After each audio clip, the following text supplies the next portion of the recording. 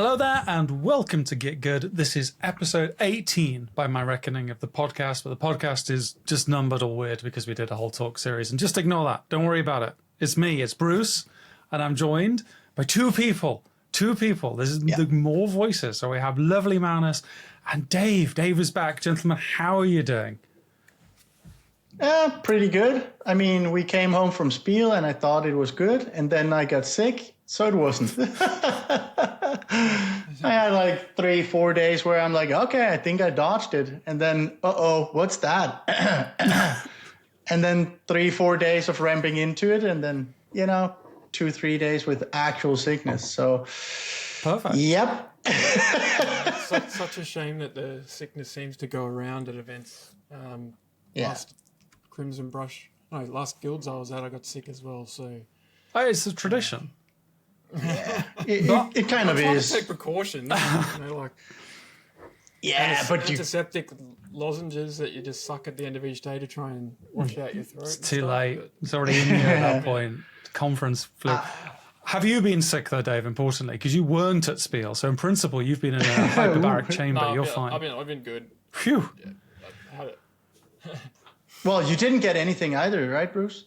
I'm fine. My wife got ill, and she was not at Spiel. One can only. Maybe I was the super spreader, which is fine. I mean, my one abiding memory of Spiel, still lingering, is our flight being delayed, and then we sat on the plane, and then the pilot was like, "Right, everyone, I really wanted to get us going. We're obviously delayed, and then the next announcement was, hello, everyone. I'm sorry. One of our passengers has lost their passport, so we just need to find it." No. We just sat there for 40 minutes while the ground crew found this dude's passport, and it's like I felt for the guy, but also I just wanted to be home at that point. Anyway, we're not here to talk about the guy could have been me, right? Yeah, that's it. It probably would be you in future. I'm ready for that for Adepticon. But no, this is going to be a very Golden Demon focused podcast. We did an episode that is on Patreon, so if you're subscribed to the Patreon, you will have heard Manus and I talk about our results and our performance at GD, a bit more of a personal story. We're not going to talk about that here because that is on the Patreon. This is very much focused on, I guess, the external view of GD, a few views on the competitors and all the myriad winners that we saw take demons at the show. And Dave, who's very organized, you've got a gallery of absolutely everything, whereas I'm kind of relying on my brain and the blessed Golden Demon Compendium, as always. Same.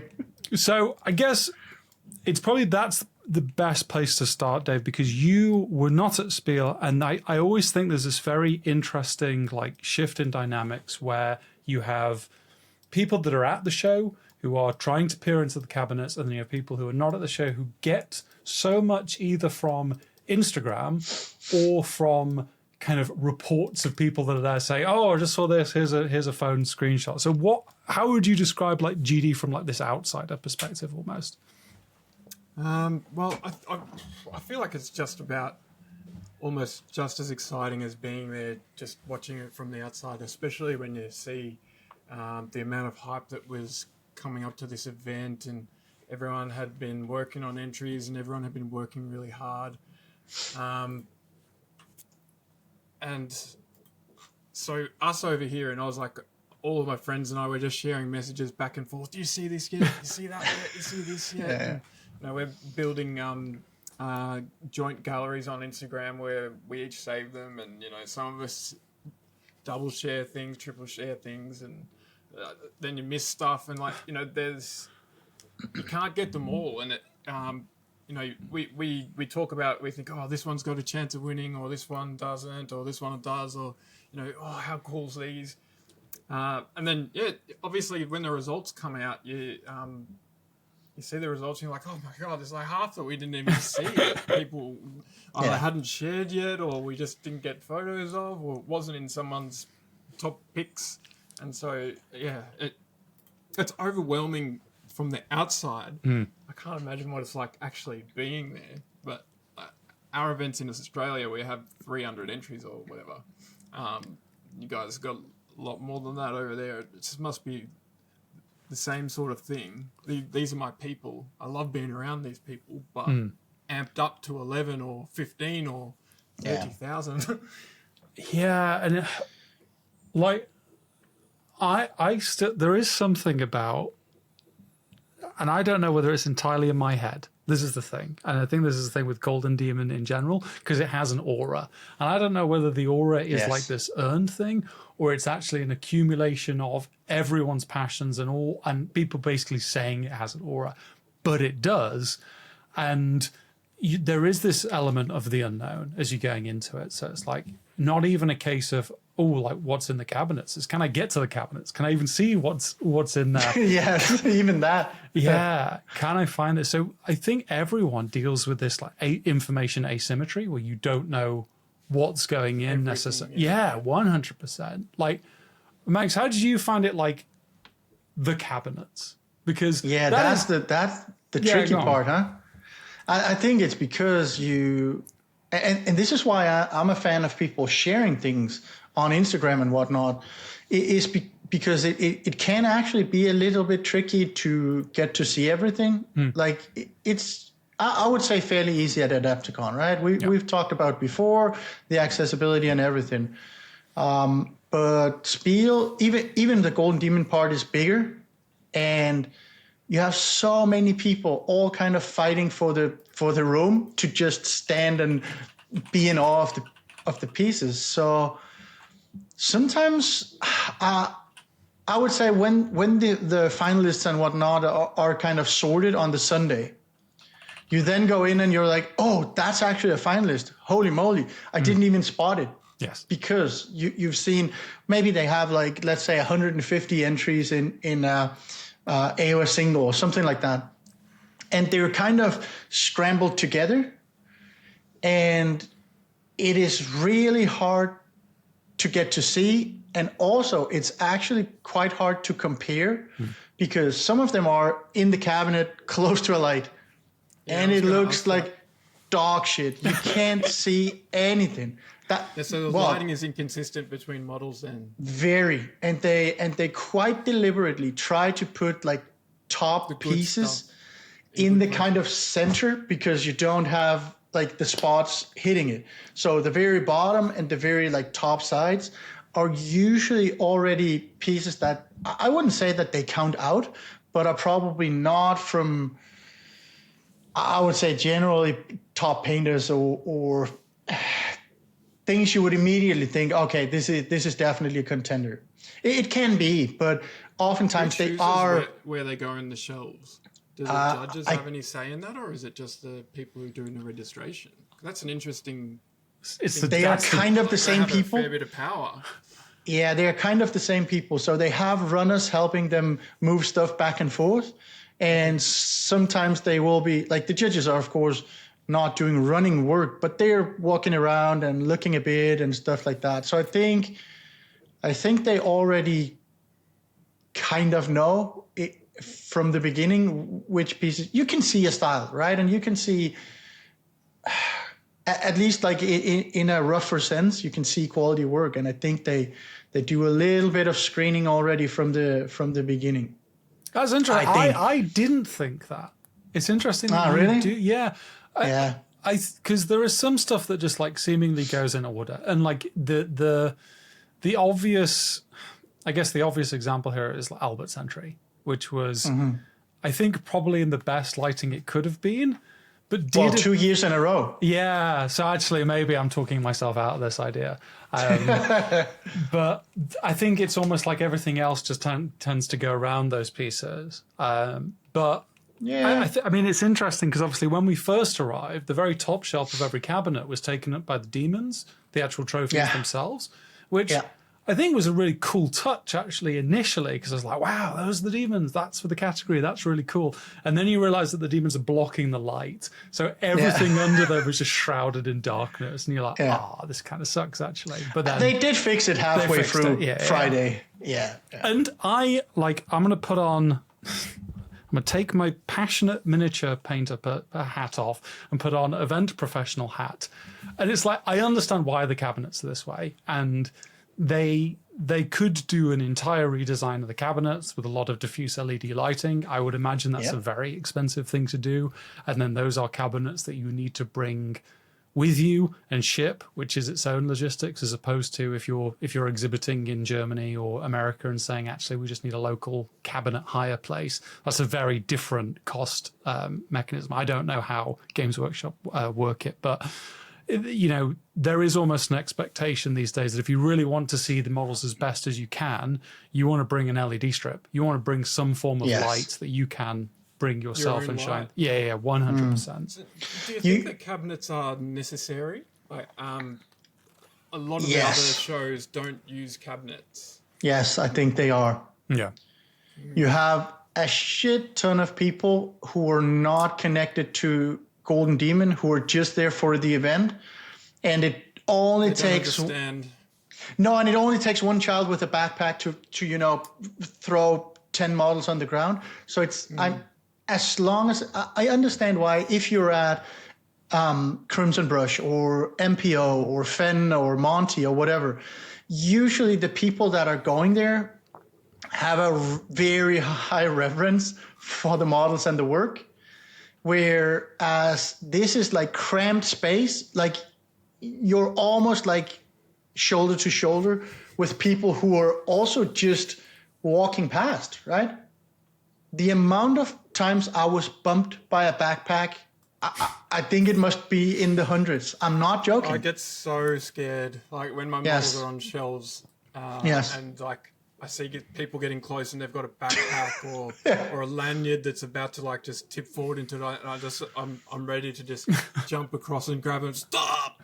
Even just the levels, right? You see someone wanting to take a photo over, and you're like, ugh, thinking, please I hate don't. It when people, like even the people who are doing the organising with us, like when you're picking them up for photos or just shuffling back and forth. When someone's reaching over another model, you're like, oh God, it's so easy. Just dangle a t-shirt or a sleeve and just catch on something and knock it over. Yeah. So I think for the size and for the, like, because it's so open to, I want to say public, but people who aren't necessarily in the mini world, I think it's just necessary. Yes, I think so. Yeah, and with the nature of Spiel, like there is such foot traffic that isn't tied to miniatures at all. And like Golden Demon is this curiosity, so you would get people kind of looking in. There's also then a security aspect. It is like 1,000 entries, covers a lot of floor space. You need a lot of security to do that. So I understand why they use cabinets. And I will say within that controlled environment of Golden Demon, like once you have passed your models over, that's my point of like relaxation, because they do, certainly from everything I've observed, they handle everything with such care.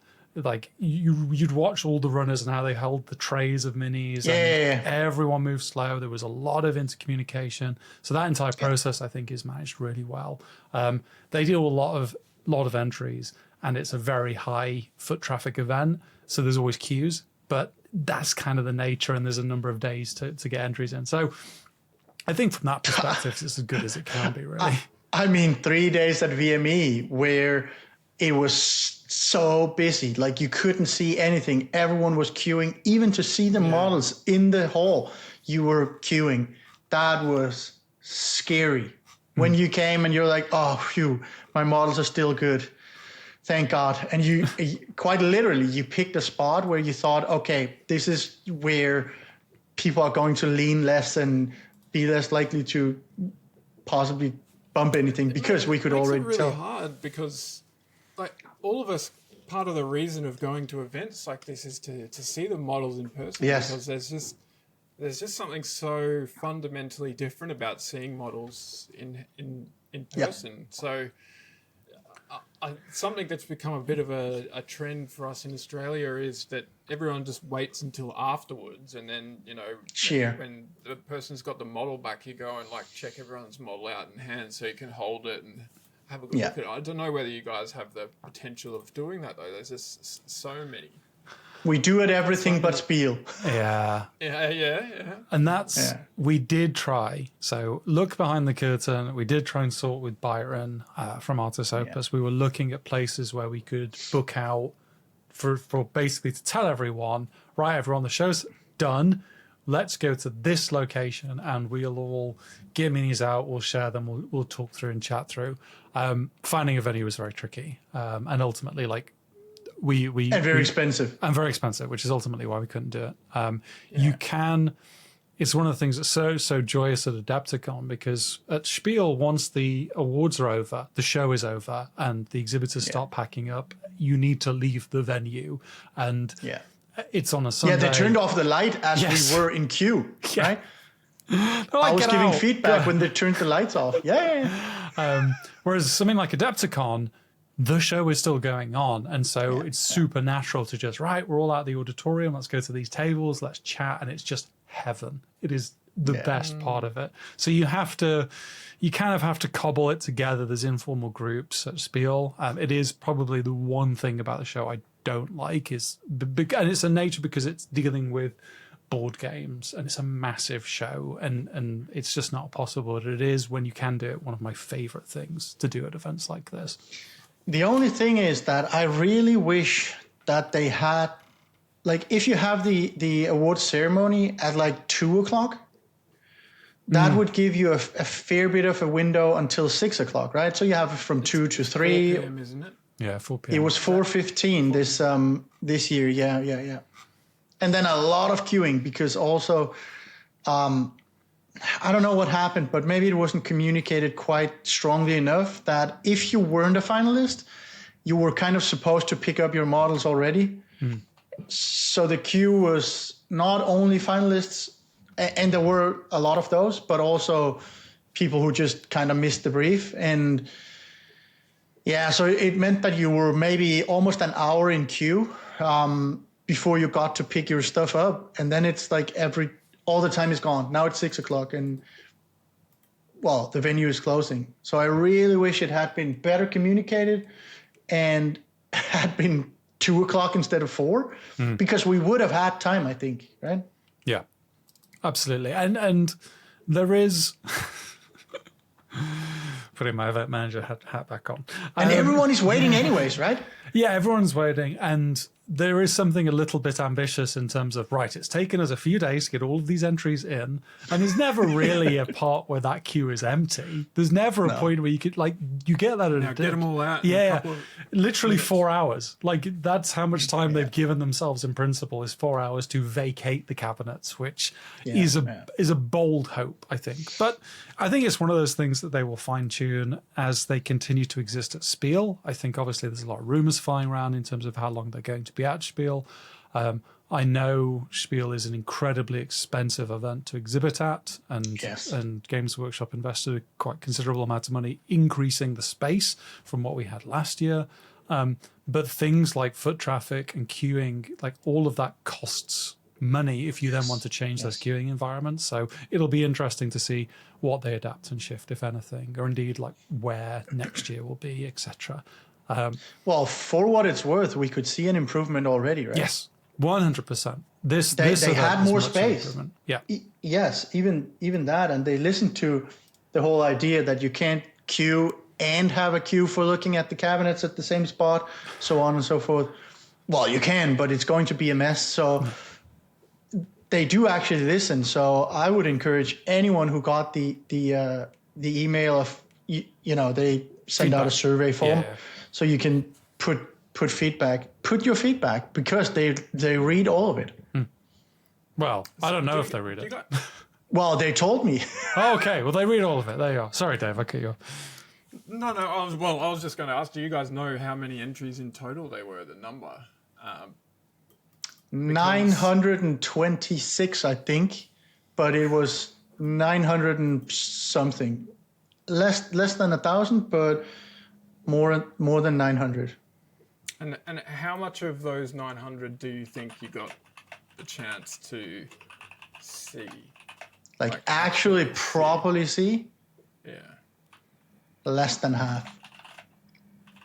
For me. I think if you queued more, like, it depends, because Bruce and I had a lot of people to talk to, which of course takes time away. So it's normal for us to go there at around opening time, right? We almost like 10 o'clock, and then you leave. I would say your head is kind of full at around 4 or 5 because it's so loud, right? It's so loud Everyone's that talking over everyone else, and so they raise their pitch, and it just ends up. yeah, and even then it's like thousands of people, right? Yeah, It's yeah. I'd guess conservatively, I saw 10% of entries, like a proper look at it. I saw more. Yeah, I think I was dragged in a few places, and it is. There was some categories that were far harder to look at than others. So open is open is impossible because there is the registration desk, and then there is the open cabinet, and this is part of like this cul-de-sac thing where you have to just horseshoe shape. Oh yeah, there's a billion people in there. You just can't get in there and see. Yeah, which is a shame because open is a cool ass category, and there were some cool ass entries within there. But no room because I was stood there just talking at the models, like green not light. moving. Yeah. I think that was actually the models I saw the most. God, it was you. You were because you causing couldn't the get bombs. out again, right?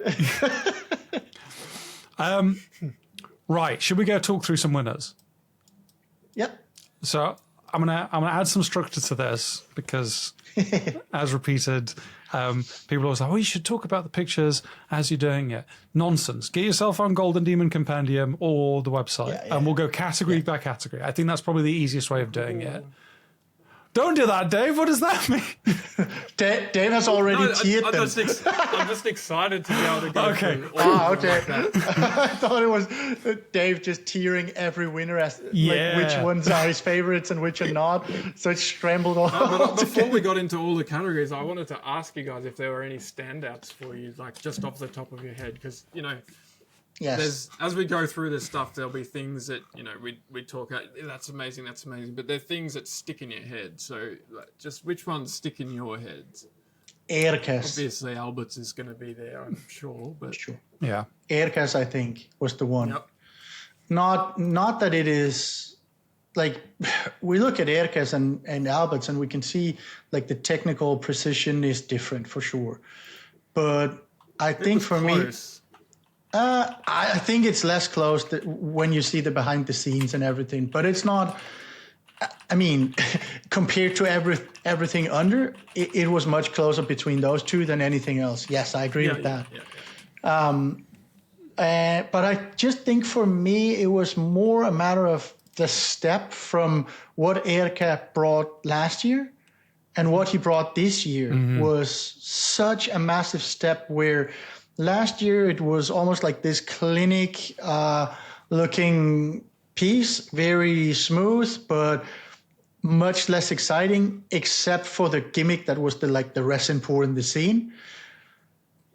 This year he went basically the complete other way and full composition, lighting, color, everything was to me on point in those regards. And I think that was like, not only was it a beautiful, beautiful piece, super high level, but it was such a massive step up.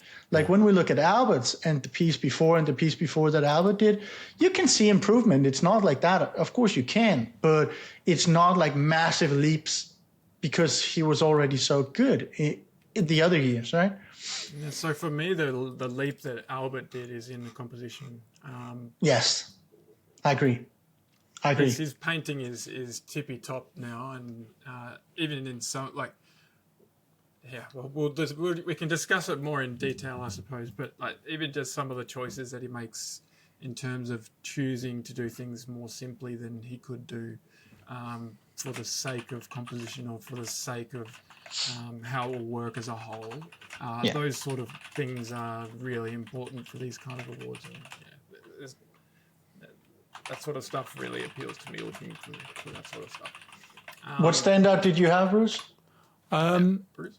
So I will say, I'd echo Erka's because it was Erka. I need to get my Finnish right because it had a gravity. It really did. You could see that goddamn piece from across the room. and it was like top corner in one of the cabinets, and it just drew the eye, and it was the strength of that composition.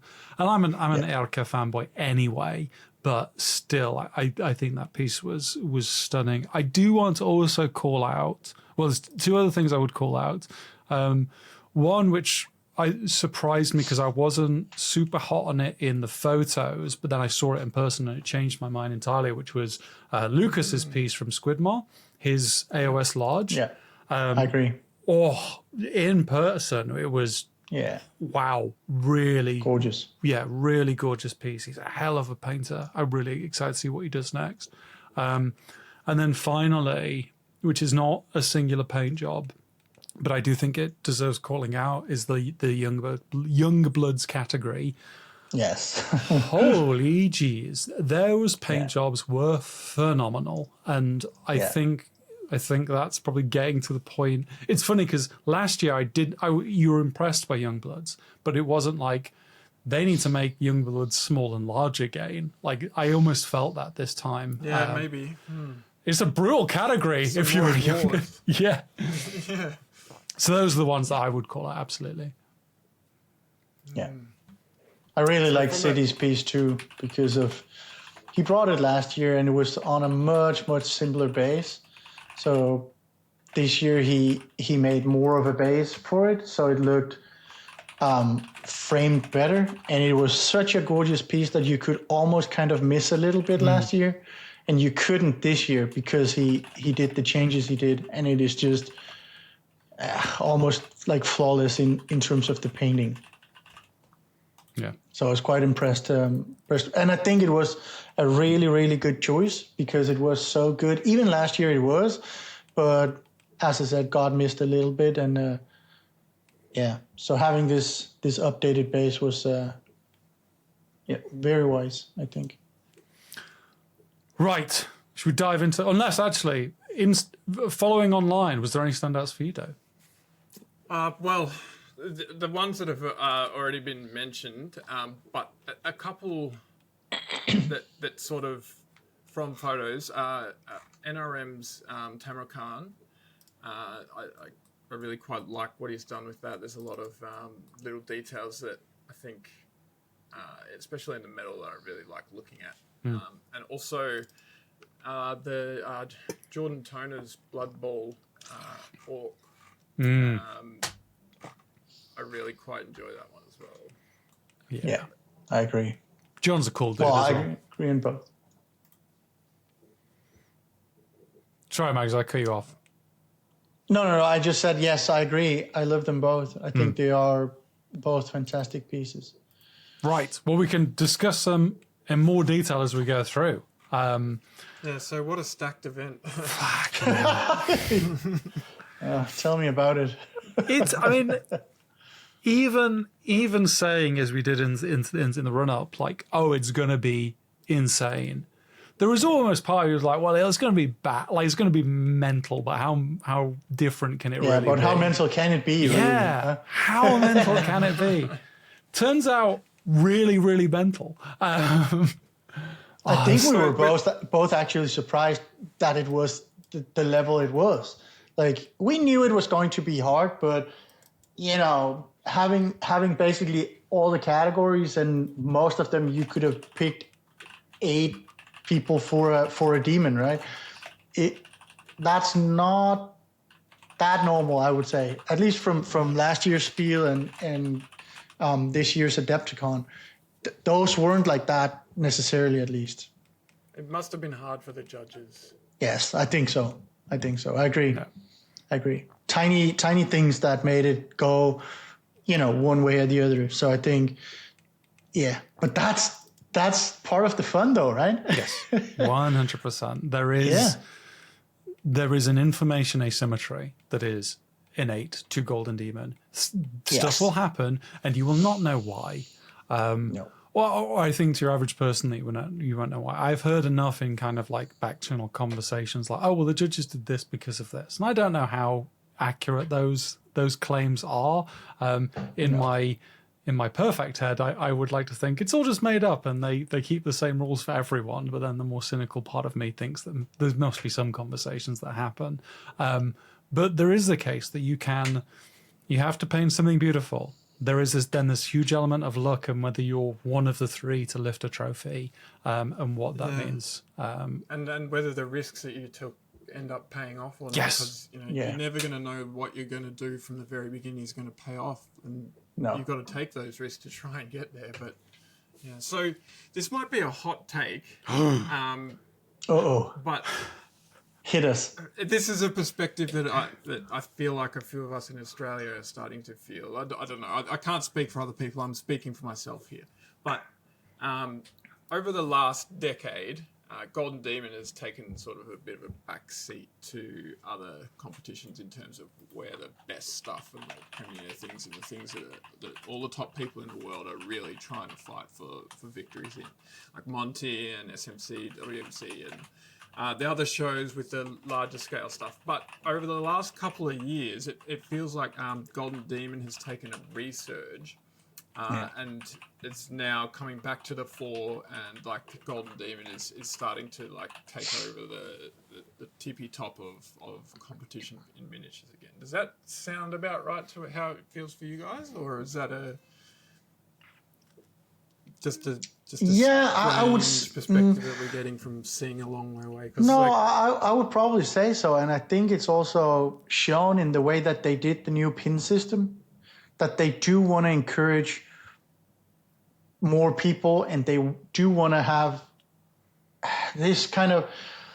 It can feel really bad going to Golden Demon, and you brought something super good, and you get and you didn't really. Well, it's not that it was nothing. You got the commended card or whatever, but it just didn't feel quite the same. And now that they did, like, they even designed the pins as a gold, silver, and a bronze pin, right?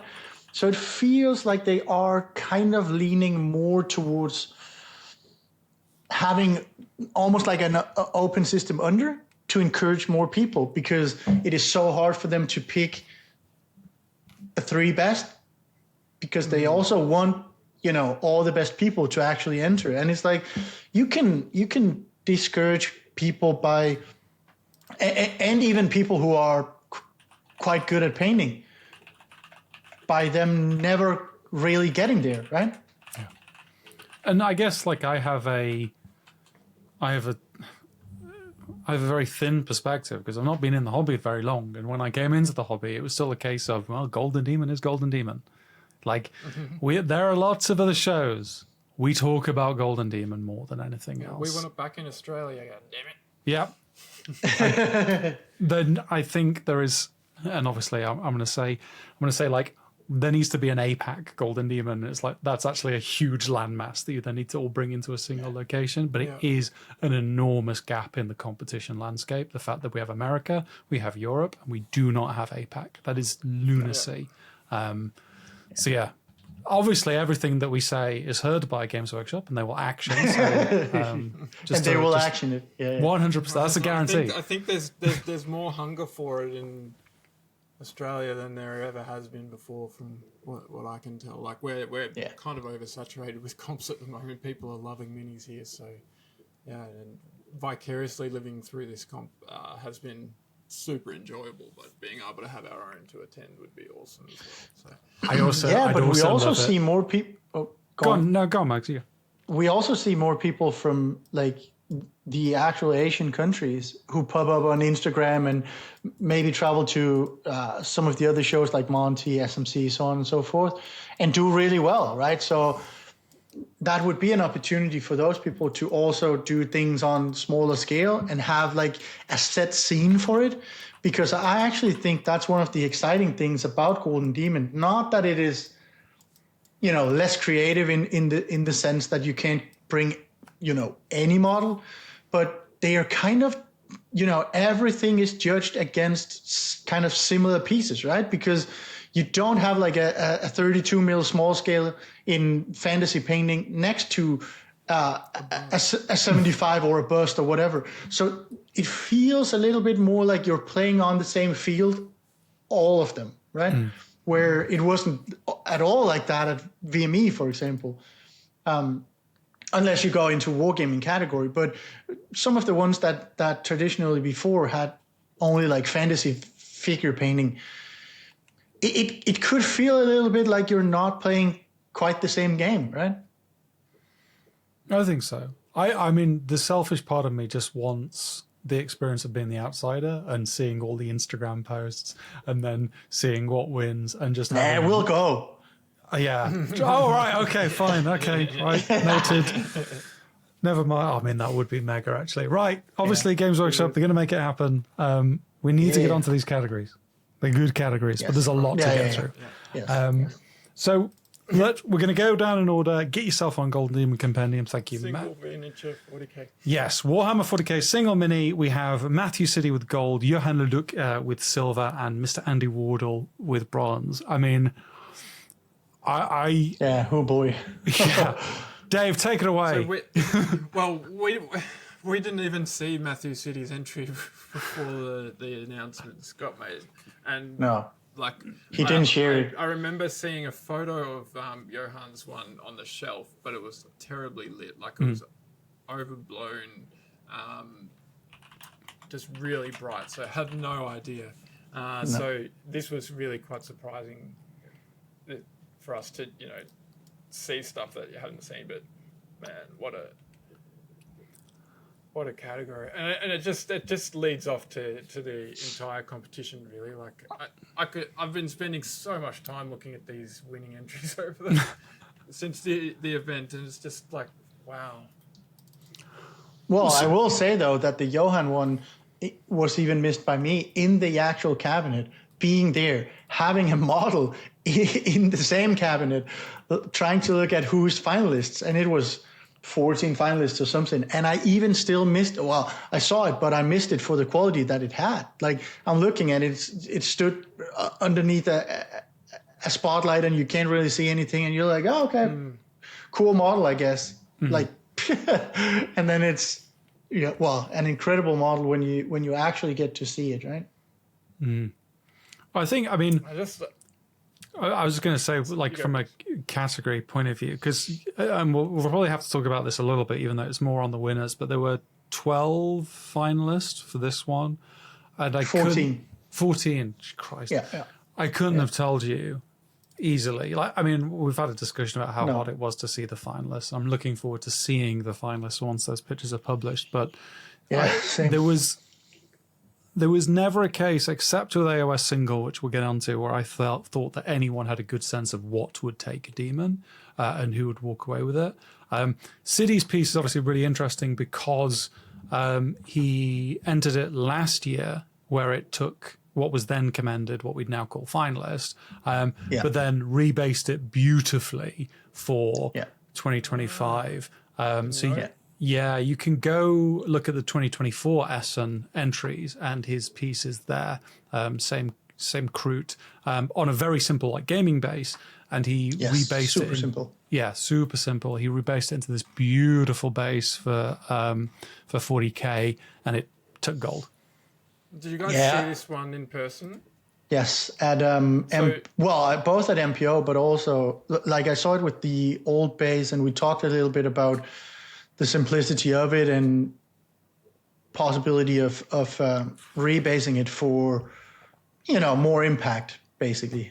Because the base looks like it could be quite dark in person, and I'm really interested how it comes across in.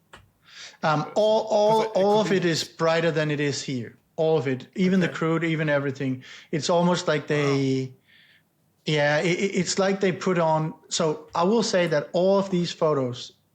Yeah, they're almost like they have the contrast, bumped up, and then the saturation the same. So they took the sliders and pushed 30% or whatever. And the black levels also increased across them all as well. Yeah. Yes, because you put so much contrast, you need to enhance the black levels. So it's not as dark as it is there. It is significantly darker than the model, but not. You can see everything quite clearly if you have it in hand. It's a good contrast, then. Yeah, but it is darker than the model to kind of frame it better. Yeah, it's a good composition. It's nice. Yeah, it is. Good use of negative space. I think so too. And the Andy one we saw at MPO, right? Well, both MPO and VME, I saw it too, actually. So I had an idea of both of them being probably top contenders, which is heartbreaking having a piece in. a piece in the same category, and you see, oh, yes, okay, well, those two, dang. Different showcase of styles as well across like the three, because you have City, who's this very like heavy metal, quadrillion million pluses at the end of heavy metal. Yeah, sure. But that's his style, and then Johann's, which is you can see brushstrokes, you can see like that texture work. It's really interesting. And then Andy, he kind of splits the difference between the two. All impactful pieces, all super stunning, and I think with the exception, like it's. I guess I have the Albert's like Mythbuster Instagram series on my head, but it does like there was that constant thing of it's diorama bases, and I wouldn't say these are diorama bases at all. Any of them. No, see, Andy's is very simple. The Johann one is pretty simple too, right? It's like. It's a real it's a total other skill set to be able to figure out how to make a good base that's small, captures the story and like this. It's really difficult. It's not something that anyone can do. So No. I do have a question. Not a question that anyone here can answer, so it's kind of pointless. But I really want to know how the photographer chooses the angle, because some of them you're looking at 45 degree down, like what you would kind of associate with that tabletop view. Some are very front on. Johann's is almost looking up at the mini, which it's too low. Yeah, very surprising how that's angled. So I'm just wondering how they think through that. It feels like oftentimes they're looking at what is their perceived focal point. And then, so let's say it's a face, and now they want to show the face on the Johann Dark Elder. And to show that the best, they need to be quite level with it, right? So it's almost like they cater to the model. Like if you have the Crude, for example, you have more on the base that you maybe want to show on the photo. So I think it's like a way to have the focal point be still the center and then showing as much as possible around it. Did you guys see what type of camera lens they're using? It looks to me like it's a 50mm lens. I think it's probably 50 to. Depends what the sensor size is, but Maybe I think 50. Yeah, it's not a big macro lens because No. I'd love to know. No, because you would be able to see much more. Like if it was a macro, you would see the slight grain and whatnot to everything, like the quality of the vertical splitting. Sorry, I just knocked my mic again. The vertical splitting is reduced when you get a macro lens. So right. Any more on this category? Should we move on? Do you guys have favorites out of these three? Is it fair for me to ask that? Oh, you're going to make us enemies in the community asking that, Dave. Crikey. I think this falls pretty much how we would. To me, there is no like why would one be better than the other. Yeah. Well, these to me are so close, anyways, that it's completely fair. Could they have been switched and no one would have blinked? Sure. Personally, I really love the orange on that Fuegen. It is so striking in hand. It's actually quite close to what you see there. It is so striking. Yeah. Orange Super is a really vibrant. nice color for that. Yeah. So it's, looking at these, there are no like gold, silver, bronze, sure, but it could be any and you could mix this up in any way. Order. 100%. And that's, to be fair, that's one thing I really liked with, it was kind of in like the talk before the awards last year when they're like, look, everything that's hit this level is one. We do have to pick three, and that's what we have to do. But ultimately, everything's one. And there is a sense, actually, that on a different day, maybe the order has changed. And that's fine. Yeah. That's the nature of competition. That's also like the magic of Golden Demon in some ways. Like you can have a piece, and I'm sure this will be true. There'll be pieces that did not trophy that will go on to win gold in Masters Open competitions because they're just that good and they're that incredible. They just didn't have that. I actually wish they would make it a habit to include it in every Golden Demon, not only the preamble, but when they do the awards ceremony, like proper, because now they actually did stream it, I think. But I wish they would say it in all of them, because it's actually something really important, because for people getting to the level, maybe for the first time or the third time or the 10th time, especially if they want to push this almost like open system under, say it every time. Say, these are actually all winners. It was so tough for us to pick the 3, but we had to, so we did, of course. These are the ones we felt was the best this day, so on and so forth, because it kind of still reinforces and encourages, right? Yeah. Right. Warhammer 40,000 unit or kill team. I think in my head I'm always thinking like it's 40k squad. That's what it is. So we have Martin Peterson, who took the gold for his Space Wolves, lovely Handarian taking silver with the Swooping Hawks, and Mr. Eric Swinson with his, as he's now calling them, tabletop plus kill team, bronze. So I give my unbiased squad's my favorite category. I just love squad so much. It is peak Warhammer to me. Not I don't get it so much in pictures, but when you're there staring at the cabinets and like seeing these big arrayed, beautifully painted minis, it is something spectacular. This was probably the one category I did not know what was going to happen at all. And Same. There are pieces that hit again, I can't wait till the gallery comes out. There are pieces that hit finalists that I could have easily seen taking gold, etc. So it was a stunning category. But I do love this because it showcases both kind of styles of, okay, here's your squad as gaming pieces. Here's your squad as this beautifully arrayed diorama, and then here's this kind of like middle ground between the two. So yeah, I don't know what you gents think about this category. I bloody loved it, and there was incredibly high standard across the board. This is probably the one I looked at the least. Boo! Yeah, but so I've seen least of it as well. Yeah. So the thing is not that out of choice, it's just hard to see. no. And this one was in the like walking area, so you had people passing by, and it felt like this was the one where you had the most traffic. So I saw 40k single because I had a piece there, so I kind of forced my way in. But then you had the whole side of the cabinets because it was almost like in a square. Mm-hmm. And because this had a passage for people walking, it was so awkward being stood there. So I think this one was the one I saw the least. I mean, I saw these pieces, so it's not like they're a complete surprise to me. But it's the one I looked at the least, I think. Yeah. What do you think, Dave? Well, I agree with Bruce. I like seeing the squads. It's not something that I feel like I can paint because I'm just too slow. So it's something that I really enjoy that other people do, and I really enjoy absorbing it myself as well. And like the winner here is, it feels just so like old school White Dwarf feeling. Like it could have just been a scene made by G-dubs. Old school White Dwarf, the colours and the paint jobs.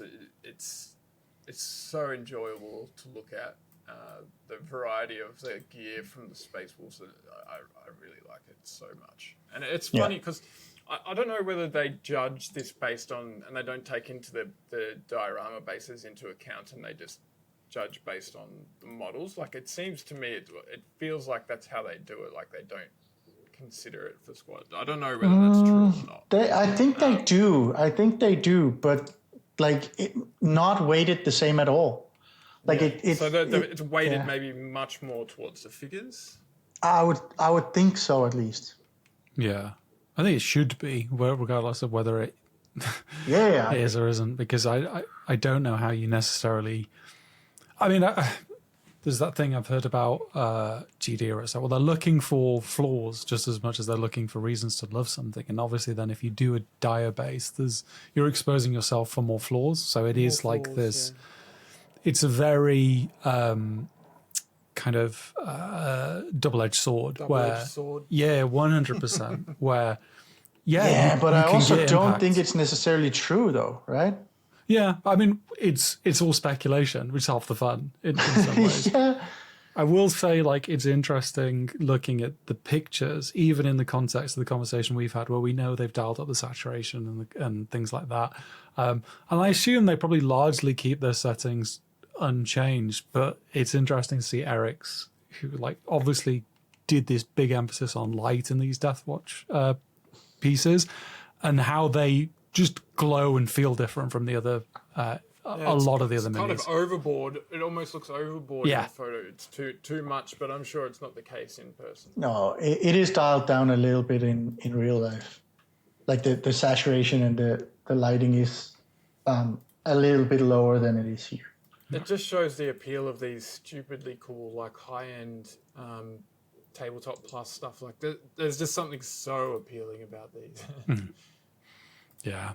Yeah, and I think there's also something. So the Eric piece is actually the one I was the most surprised took a demon. Like we looked at it and thought, okay, this is really, really good. But it's also something he's been open about gaming with them and spending only so much time. I don't know how much, 8, 10, 12, 14 hours, whatever. However much he spends on a model. But... And of course, that means he paints to whatever quality he can within that time, because the primary goal of them is actually having games, right? So still, that was, considering all that, it's not like it's ruled out completely, but you're looking and thinking, surely it couldn't take a demon if that wasn't the goal with it, and it did, right? So I think it's actually quite encouraging that you can put passion into like models on almost like whatever premise you want to do and still kind of have a chance, right? Yeah. I think that should be what everyone does though. Like if you're not painting what you love trying to win awards, you're most likely not going to win awards. Yes. Like, I think it comes across in a lot of these. I haven't spoken to these people, but these all the winners look like the ones that are real passion projects that people have really loved creating. Yeah. I think you've got to be in love with what you're doing to get to the level to be able to win awards. At least that's what I think. I'd like to believe that. I'd like to think someone couldn't sit down cynically and be like, right, here is my checklist. I'm going to feel no passion for what I'm about to do, but I am going to paint these numbers really well. Someone just, 100 hours of painting just in rage and fury because they just that's hate the it way. so much. This is how I can do it. 100%. Damn. Okay, moving on from squad then. Always an interesting category for me, which is 40k large. I am on the record saying I don't particularly like this category. It's not to say that these aren't some banging entries within it. But we have Yaroslav Trebek with the gold with his Death Killer Wartrike, Adam Halon with the Redemptor Dreadnought, and Thierry Lamery with the Fulgrim.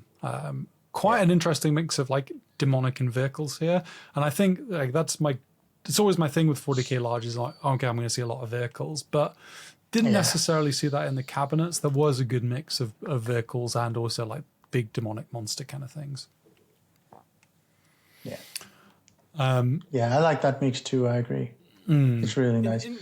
In the past, I think model selection was extremely important, but G-Dubs has been kicking so many goals lately. They haven't released a lot of crap. So you can pick basically anything, and if you want to paint it and enjoy it, I think that's the case. And I like large because it's another area that I'm probably not going to be able to do myself because I'm too slow. So, it's just awesome to see people going all out on these big models like this. Yeah. Yeah, I agree. Like, look at all that filigree, right? Yeah, and the texture as well. Like, Yeah. I'm really glad to see so much texture this year in the awards. Yeah. Yeah, I agree.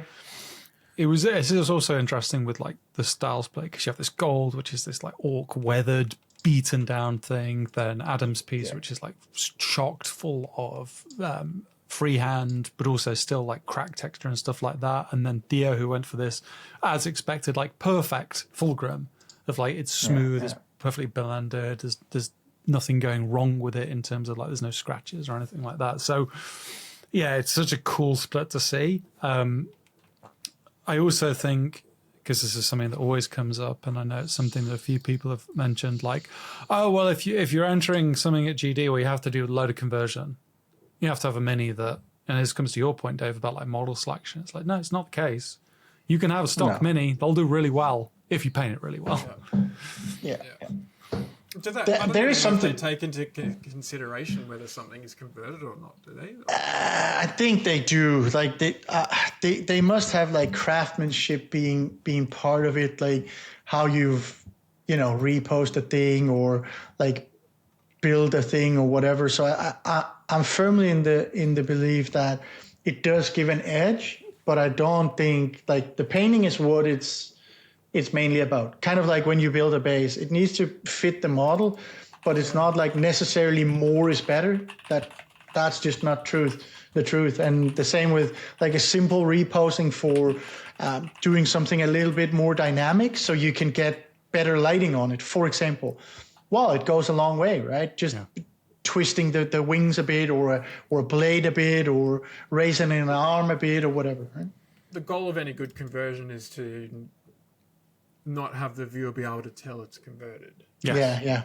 I've often said that. I know I've kind of said it in the Discord when someone's like, "Oh, I'm working on this Golden Demon piece. I'm thinking of, I'll do X. I'll kit bash it in this way." And I always think that's really cool, but it comes with the asterisk of if you're going to do it, you're basically telling GW, "I'm going to do this to your standard." Otherwise, you're telling them to kind of punish their own model making, etc. So the style has to fit. Yes. Too. Yeah. 100%. Yeah, and the quality of the finished project you can't have it lower the quality. Like you can do some cool things, but you need to at least be on par, right? Yeah.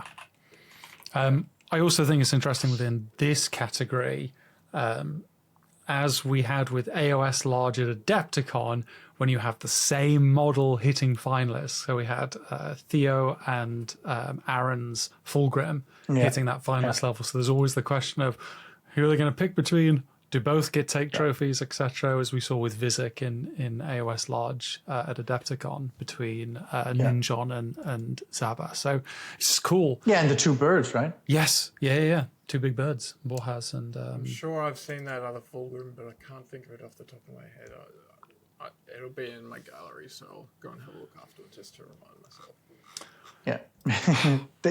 They are quite similar in the because they're kind of painted in this smooth, clean way, both of them. Yeah. So a lot of people actually in queue were like, "Oh, that's Aaron's," and it's like, "Nope, that is Theo's. Aaron's is this one," and it's like, "Oh, really?" Because you reached Theo's before, I think.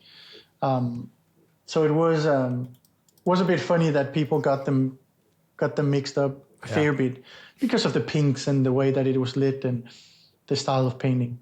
Yeah. Right. Big category. Warhammer AOS single miniature.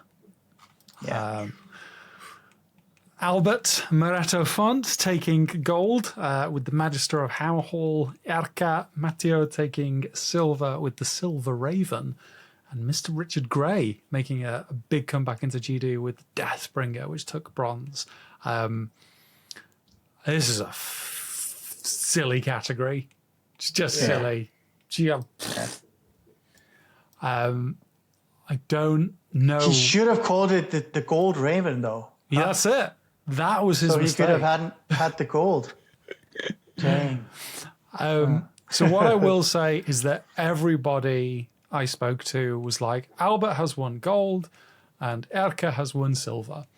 I Yeah. don't think there was anyone else that said otherwise. I will say that wasn't necessarily a guaranteed order, and No. I think that spoke to how like nervous Albert looked at points, because Yeah, he was. Erica's piece just dripping with atmosphere and these vibes that, okay, it's, what do they pick? What could, like, there is a universe where Erica wins gold in this category, and it's not an outrageous universe by any stretch of the imagination. Especially because we came from Adepticon, right? Where we saw that they clearly leaned into like an atmosphere and like a more visible brushstroke and all of that. So the maybe the precision work in terms of the painting was less, in focus on the Slayer Sword winner from Adepticon. So I think if you look like purely quality wise, we kind of had an idea, okay, Albert is taking this one, but kind of, looking at precedents, it wasn't as clear as, people maybe had in their minds, right? Mm. I said this thing to my friends. I don't know if I should say this, but I'm going to anyway. Oh, Jesus. But You can say it. We can always cut it out, right? Yeah. Right, Bruce? it's not that bad. It's not that bad. It's just a comparison to Caliban and Lionel Johnson and Luther. So Urquhart is like Luther, and Albert is Lionel Johnson. So in the world of Caliban, you guys know the story, right? Like in any other Dave, universe, you are talking about 40k lore, and you are talking to the wrong goddamn people. Well, Explain it as if Luther I is- was a 5-year-old.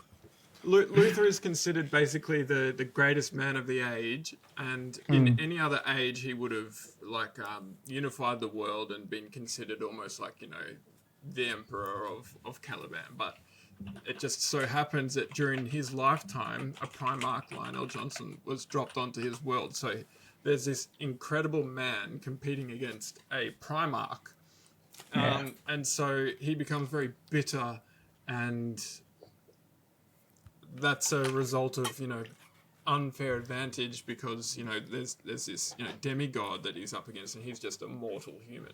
And so it's a bit of a silly analogy, but Albert's kind of that kind of It unbeatable almost felt that way, though. demigod. Yeah. Yeah, it almost did. Like the thing. Because it's so damn good. Yeah. Yes, But it is. Albert's is just Yeah, the precision of it is just insanity. Like it's I don't know how to explain it, but it's almost like Albert's is this one perfect, like you're this Japanese guy who spent their whole life making violins or whatever, and you make that masterpiece violin, and it's your purpose in life kind of feel to it. Like he's put every thought and heart and soul into this one thing that has the utmost precision, right? It when you look at a piece like that, and even when you get to see the behind the scenes things, which are almost more impressive than looking at the recaps that he's given the week after, like how he built it and the decisions that he made. But even just the choices that he's made in the way to paint things and the color choices and stuff, and a lot of stuff that people probably don't even think about or consider all that much. Yes. Like just the tip of the staff, the Sigma symbol, it's painted very simply in terms of the rendering of the volume. It's just a smooth gradient from dark to light, top to bottom. But that's a very deliberate choice for a very deliberate reason, because you could over detail that staff tip and put a lot of like reflections in it and added details to the NMM, and you can go overboard and really go fancy and make that staff tip look really good, but it's a peripheral element, so it's going to start dragging attention away from the rest of the story. So it does what it needs to do within the scene, and that's just one example of something in the scene that's painted that way. Now, when you apply that across the entire model, everything is done is selected to be that way. So look at the hat on the on the wizard, for example, in comparison to the staff tip. He's got more reflections, more bounce lights, more complexity, more texture, just within the hat because it's part of the focal zone.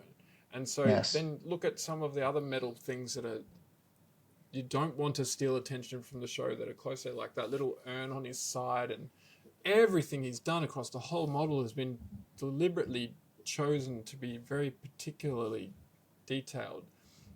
Well, you see you see the spheres, thousands of spheres, and they're all kind of rendered to the way that they drag the attention where they should, right? And to have this level of busyness but still balance everything so immensely well, it's so risky. It could go so badly, and it just shows Albert's mastery. Like, I could do a whole episode just talking about this, and I think it could be really useful for people to, go to deep dive and try and understand why exactly it is as good as it is, because you could learn so much just from analyzing this work. Yeah, I agree. I think Albert will jump onto Mini Matters podcast and have an in-depth or more of a talk about his model in particular. But if he doesn't, well, he can always shoot a message. We'll be happy to do an episode only on this one. 5 hours of breaking down this piece. But so one thing I want to come back to though quickly in the Lion L. Johnson / what was the other guy's name, Dave? Luther analogy is. And I understand that. What I find quite exciting here is that next year Erka could be the Primarch in this analogy. Yeah. We've already seen this enormous shift in the quality of his work recently. He's been painting for ages. His stuff has always been incredible, but there's something about like the new things he's unlocking as he progresses. I think he's taking a break from GD for a bit. But I think the thing we've often said about Albert is he sits at the top of the mountain to an extent. Because it is kind of wild that we're like, well, Albert will be taking a trophy in AOS single, which is like nuts when you say it kind of academically. And we always say it as a given, right? Yeah, 100%, which is completely insane when you actually consider what you are saying when you say that. But I think there is this element of like, look, come beat me. I'm here. I'm the target. Someone come knock me off this perch. I think he really gets empowered by that. So it's really exciting to see him made nervous by cool paint jobs. Well, he said last spiel, I remember vividly, because I looked at his piece and was like, oh boy, no one paints like this. I don't think, like, I could never do something close to it. And he's like, well, you should absolutely try. I would love for someone to beat me. And I think, well, I don't think he wants to be beat, but I definitely think he wants to pioneer and challenged. I think so, and be the one in pushing him forward. Yes, of course. And I can't wait for the time that he is beaten, and then what he comes with after that. Yeah, ooh. Revenge, Albert. That's a scary thought. Scary arc.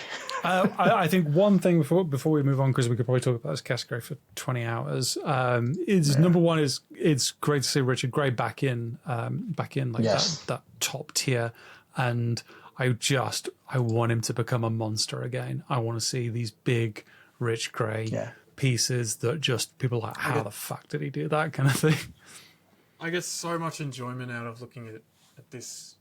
His work in general, just because I love that micro texture and the amount of color and everything is just that it's what I like in miniatures. And just like looking at his metals and golds and the red, everything is just so complex, and it's just such a feast for the eyes to just inspect every little thing. Yeah. Yes, I agree completely. I'm really happy that they chose to award that, because it's not like he's been painting that style forever, right? Like even the past couple of years, where it's almost like it's been overlooked a little bit. Like they wanted to show other things or whatnot. I don't know what it is, but it's really encouraging to see. Okay, it's back to back to kind of like the old Richard Gray look of all the textures and color work, and yeah, it's a super lovely one. This one. I just wish that the photo they had maybe included less of the plinth. It's like half plinth. Yeah, it is actually, isn't it? I thought that as well. Yeah. Look at this wood. His face could be centered in the picture. Right. Yeah, that is an odd decision, isn't it? Yeah, it's really odd. Whatever. I wonder if it's because it has to stack up in a line with the others. And so they want the headroom at the top of the... Anyway, we're speculating. What I will say quickly is not as much resin. And you'll see this across the entries as we move down, but resin pours, not as hot this year. So interesting to see that potentially shift that fashion. From the other entries, there was a lot of resin. A lot of resin. Just maybe winningless. Yeah. Do you guys like resin? I love resin personally. It just looks super cool. So love to see it. When it enhances the scene. Myself, but I do it too much. I've had some bad experiences with resin, so I probably feel quite low on it. Yeah. It's terrifying. Yeah, I don't feel confident enough to know. This comes to Manus's point when I feel it enhances the scene. If I had a really good sense of this, like I'm potentially looking at like a marshland piece for future DG. So it's like, well, there you want some form of resin because you need to show water. Then it clearly enhances the scene, but. Otherwise, it does feel like, am I just adding resin for the sake of resin? I think that's when you. Yeah, it's kind of like OSL, right? Where if it makes sense for the scene, yes, it's amazing. But don't just slap it on just to slap it on, right? Yeah. Yeah, it became a gimmick for a while. Yeah. Hey, folks, it is Bruce here. You thought you were getting an uninterrupted podcast, but you're not, because I've hoodwinked you, because I want to talk very quickly about supporting us via Patreon. So you may have realized that doing this very display painting competition, GitGud topic is not necessarily the biggest, broadest audience that we attract. So people that support us on Patreon make it all possible, because otherwise it just wouldn't be viable, and Manus would have to like eat dirt every day, and I don't want that man to eat dirt. That would be really sad. So if you are listening to this and you want to support us, well, number one, if you already support us, thank you so much. You are a hero. If you want to support us, I'm gonna send you to Patreon. You go to patreon.com/GG Painting. That's where you'll find us. And you can sign up for one of our tiers, where like there's basic, where you get access to now like 200 videos of painting tutorials. And also you get to join the Discord community, where you will find a lot of lovely people who will welcome you in with open arms and talk minis and be a part of this thriving community, which I personally think is worth it. We also have feedback tiers. If you really want to get crunchy on getting better and improving, do take a look at those. So if you're interested, if you want to help us out, please consider it. Go to patreon.com/GG Painting. Right. We can get back to the episode now. Right. Age of Sigmar unit or Warcry warband, where Axel Olsen took gold with his Flesh Eater Quartz piece. Simon Sakura, otherwise known as Zemikito, took silver for his Nurgle dudes, and Jonathan DeVos took bronze for his Ripper's Snarl Fangs. Interesting, obviously, in this context, is Simon's entry was a re-entry from last year with no changes, where it took silver, which I think is always interesting to note when a piece has been re-entered and gets bumped up for whatever reason. So, did it get silver last year or bronze last year? It was notable, wasn't it, last year? It was. I think it took notable, yeah. Yeah. And re-entered, took a trophy. Which is odd, I think especially like we've seen before, like a pin. I've even had entries that took a pin at last year's Spiel and then took it to Adepticon, and they reworked it a bit, but largely of course the same backbone of model, and then re-entered, and then it took demons. But the disparity between like notable, which is the bronze pin, and then all the way to a silver demon is huge with, zero amendments. So I think it kind of says a little bit about the wonky judging from last year. Yeah. Well, it could come down to what was entered against it as well, though. Although I don't know what was in the categories, so I can't really say that for sure, because I have this is again it's the unit ones that are hardest to see from online, so it's really hard to tell. Yeah, but if anything, that should point towards this year being much easier in terms of units, and I don't think that's the case. I think they were pretty similar. I think it was mostly that it got kind of overlooked, or sometimes it can just be. It can happen, yeah. Yeah, or put somewhere badly in the shelf where it's under bad lighting or whatever. Yeah, or I don't like the purple on the ground. It looks a bit strange. What is it? And you put it. Okay, well, I guess it's in the bottom half, right? And now you're kind of stuck there, and it's really hard to, move a piece, because you do this kind of, sorting in the beginning of roughly where pieces would sit. Yeah. So I think it's more that than anything. I personally love to see that across the whole competition, but in this category as well, that there's such a variety of styles in the different awards. Yeah. Yes. It seems quite common, and it's good to see that you don't have to just paint a single way to win awards. Yeah. You just have to do something good. Yes. And again, I think they've done a really good job of showing that, actually. This Golden Demon specifically. I think it's both with bases, but also with like finishes and lightings and everything. Yeah. And I was going to say, like, interesting as well in terms of the bases. You have a very tight dia base, a wider one in Jonathan's, and then Axel's, which kind of like splits the difference between the two. So it is that idea of like what is supporting the miniatures and the scenes as best you can. I flippin' love the Flesh Eater Court scene. I think it's so I do too. It's so cool. Yeah, me too. Good work, Axel. Really cool models. Yeah. Really cool models too. I think it was a little bit brighter in like the other ones, like in terms of the lighting and whatnot. You could better see things, but one of the things I really enjoyed with it was the variety in terms of their flesh tones and whatnot. It's really nice, instead of just going, okay, these are 5 monsters in the same, colors, and then we have variety in sizes and posing and whatnot. But he's also kind of very spotlighted the characters on the base. Not a lot of people think about doing that, but for a unit, it's working really well in this case, and it fits well too. It doesn't feel unnatural. No, super good. Right, AOS large, big category, to the point that when on the stage he said it's AOS large, everyone goes ooh.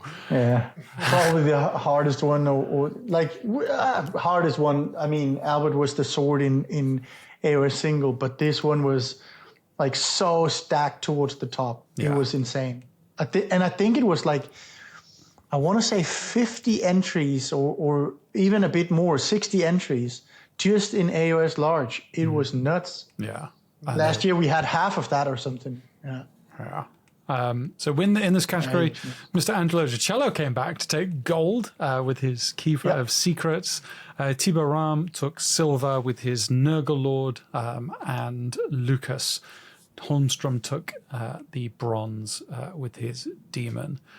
I mean, a mix of stock models versus converted versus heavily converted.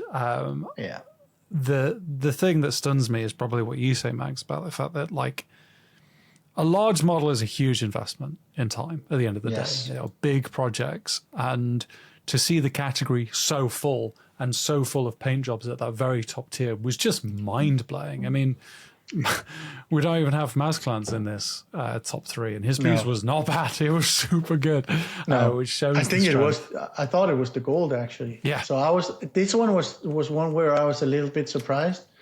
I thought Maskins was the gold, and I thought Thibaut had had a trophy, and then I wasn't sure of the last one, but well, it didn't shake out that way, obviously. So sometimes even when you think you figured it out, you haven't. I wish I could see Lucas's in person. That's one that I really feel like the photos are not doing it justice as it could be. No, and it's one of those dynamic models that are always going to be better in person. You kind of need to twist it a bit and see the angles and whatnot, because that actually makes it better in person. Like when it's got that when you're looking at it and it's making you want to turn the model, and I want to reach into the picture and turn it, and I can't, and it's frustrating. Yeah, but I agree. That's been painted for in person, and that makes a model better in person.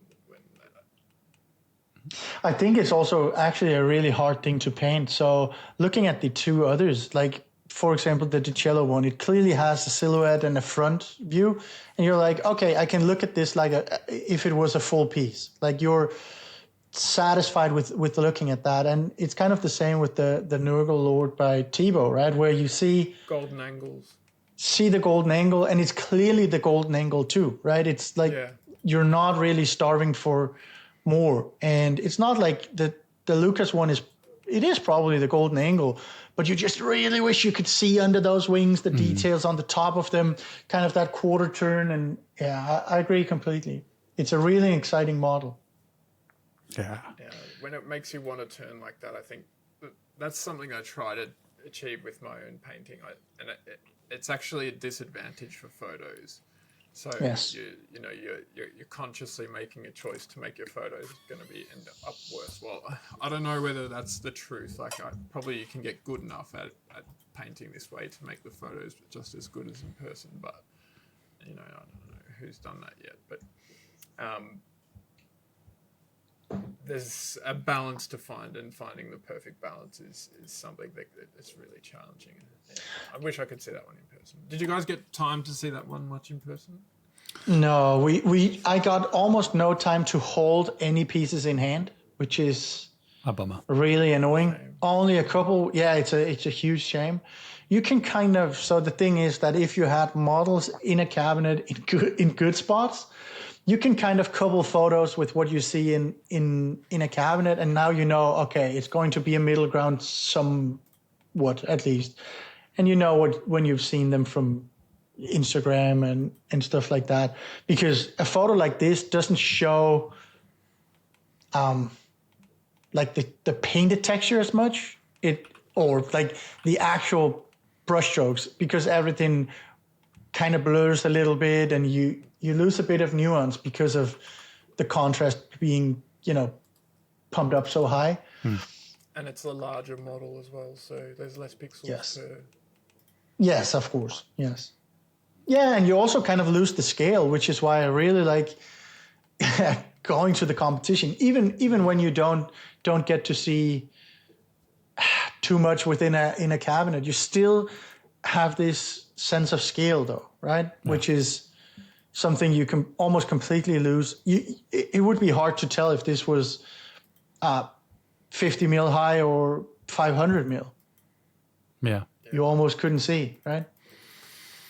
It is cool if you get worth checking out Lucas's Instagram, where he has the different views and with the correct brightness and saturation. Because I mean, I kind of like how the flames look on this in this picture, but it's not how it looks in real life. I do think it's much better in real life.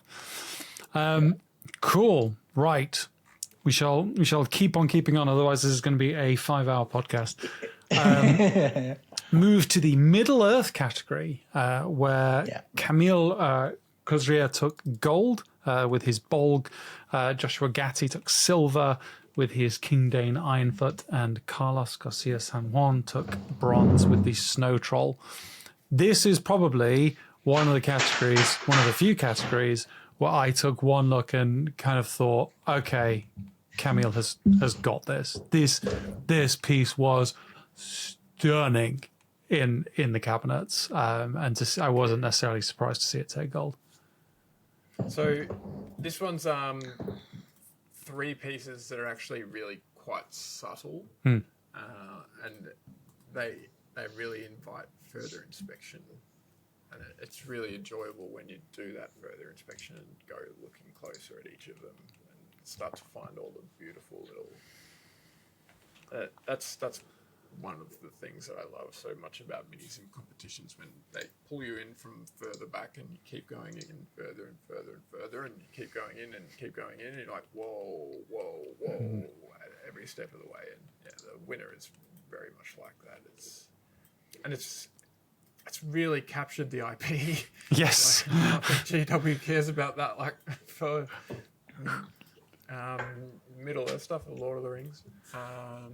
Yeah, very much nailed the Yes. assignment. Yeah. Actually, Yeah, they just needed one from Lord of the Rings, right? Because it's 2 Hobbit and 1 War of the Rohirrim. yeah, that's true. Just need to split the IP across. Weirdly, well, not weirdly. Of course, there's Camille on his Instagram, KZM Minis, has literally 30 minutes ago, done a piece by piece from sketch to completion, so you can see the progress, and you get to drink in all those little details that they built in. But my God, I remember seeing it in the cabinets thinking, that has won this. And if it doesn't, I shall be shocked. But yeah, it's always cool when something is done to that standard. It was, there are a lot of finalists in Middle-earth, which I think it shows it as one of these growing categories where GW continue to put out really cool minis for it that aren't resin, and people want to paint them. And lo and behold, you get some really cool entries like this stuff. So many people's introduction to fantasy as younger people was through Lord of the Rings. Yeah. So it has a big draw. Yeah, I don't know absolutely. how big in the fiction Bolg, King Dane, and Snow Troll are, but hey, looks rad here. I should really look at War of the Rohirrim. It's an IP thing. But yeah, stunning pieces, really cool across the board. And again, it's one of those where you can see the variety, right? You see a massive, the base on the gold one where it really fits. You see him. It's not taking away from the model at all, but it's really nice for, kind of showing the scene a bit. Then you have the one with the Dane where it's quite simple, a few details and a few rocks with just black around them. Perfect. And then a small a snow scene. I really like that they pick variety. Yeah. Also, so everyone claiming, well, it's the same kind of pieces that win. They're boring to look at. It's they're just dead wrong. Yeah. Yeah, you could not be more wrong. No, I don't think so. Right, Horus Heresy.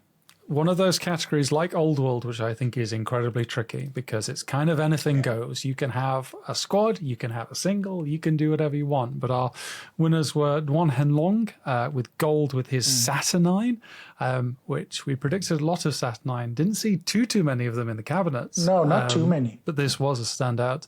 Anthony Smith, who took silver with his Death Guard Praetor, and Bastian Salvador taking bronze with one of his Space Wolf pieces. It's Space Marines, boys. Space Marines are cool, it turns out. Still really cool, and these look really cool. Yeah. I feel like the winning piece here really cracked the Horus Heresy look as well. Yes. Because they have a distinct style, the Horus Heresy models. And that era in the lore as well, it's different. I love to see that. This is one of my favorite pieces in the entire competition. Fair enough. Yeah, I would agree. Saturnine, Bruce, you don't really. I hate Saturnine. I hate their stupid shoulders, but I can still enjoy this piece. And if I was going to paint one myself, I'd probably do an Iron Warrior. So it's super appealing to my taste as well. So I agree completely. This one is really, really nice. Keeping the focal point on something black is not that easy. Pushing a lot of color and so much texture while still having like the golden trim not be super overpowering. I like that it is like a browner gold, so it doesn't, steal all of the focus away from the black armor. This is an amazing piece if you're asking me. Very, very, very good. Even the background is really tastefully chosen. Like you could go Yes. overboard and put like flaming and like lots and lots of like battle stuff in the background, but it's just a few drop pods and smoky sky. It's really well chosen and tastefully done. Yeah. And another thing is that something that is actually super nice and quite clever is that you see the slight fuzzy or graininess to the background, which fits incredibly well with the mini that is filled with tiny texture and dings and marks, and like the cloth is stippled and armor is scratched and golds are kind of dinged and scratched. It's really super nice. So it fits. It looks like it's not something that you just had as an afterthought, right? Yeah, it looks like film grain across the entire model. Yes. Yes. Like, thematically, and that sort of maybe what it is making me feel like it fits the Horus Heresy theme. Maybe I don't know. I hadn't considered that, but maybe that's what it is, because it's like that historical. Almost like a vintage looking vintage film, because Yeah. the Horus Heresy is the vintage story of the 40k universe. And maybe that's part of what has made it work so well. Very interesting insight to have right in the middle of a discussion. I just think the backdrop's perfect. I know you called it out, Dave, but I think it's so goddamn good. I think if you were looking at, maybe thinking about doing a piece with a backdrop, this is like the like platonic ideal, I think. Gold standard. Yeah. Don't overdo it. Yeah, don't overdo it, but give it a sense of scene and place. Super nice.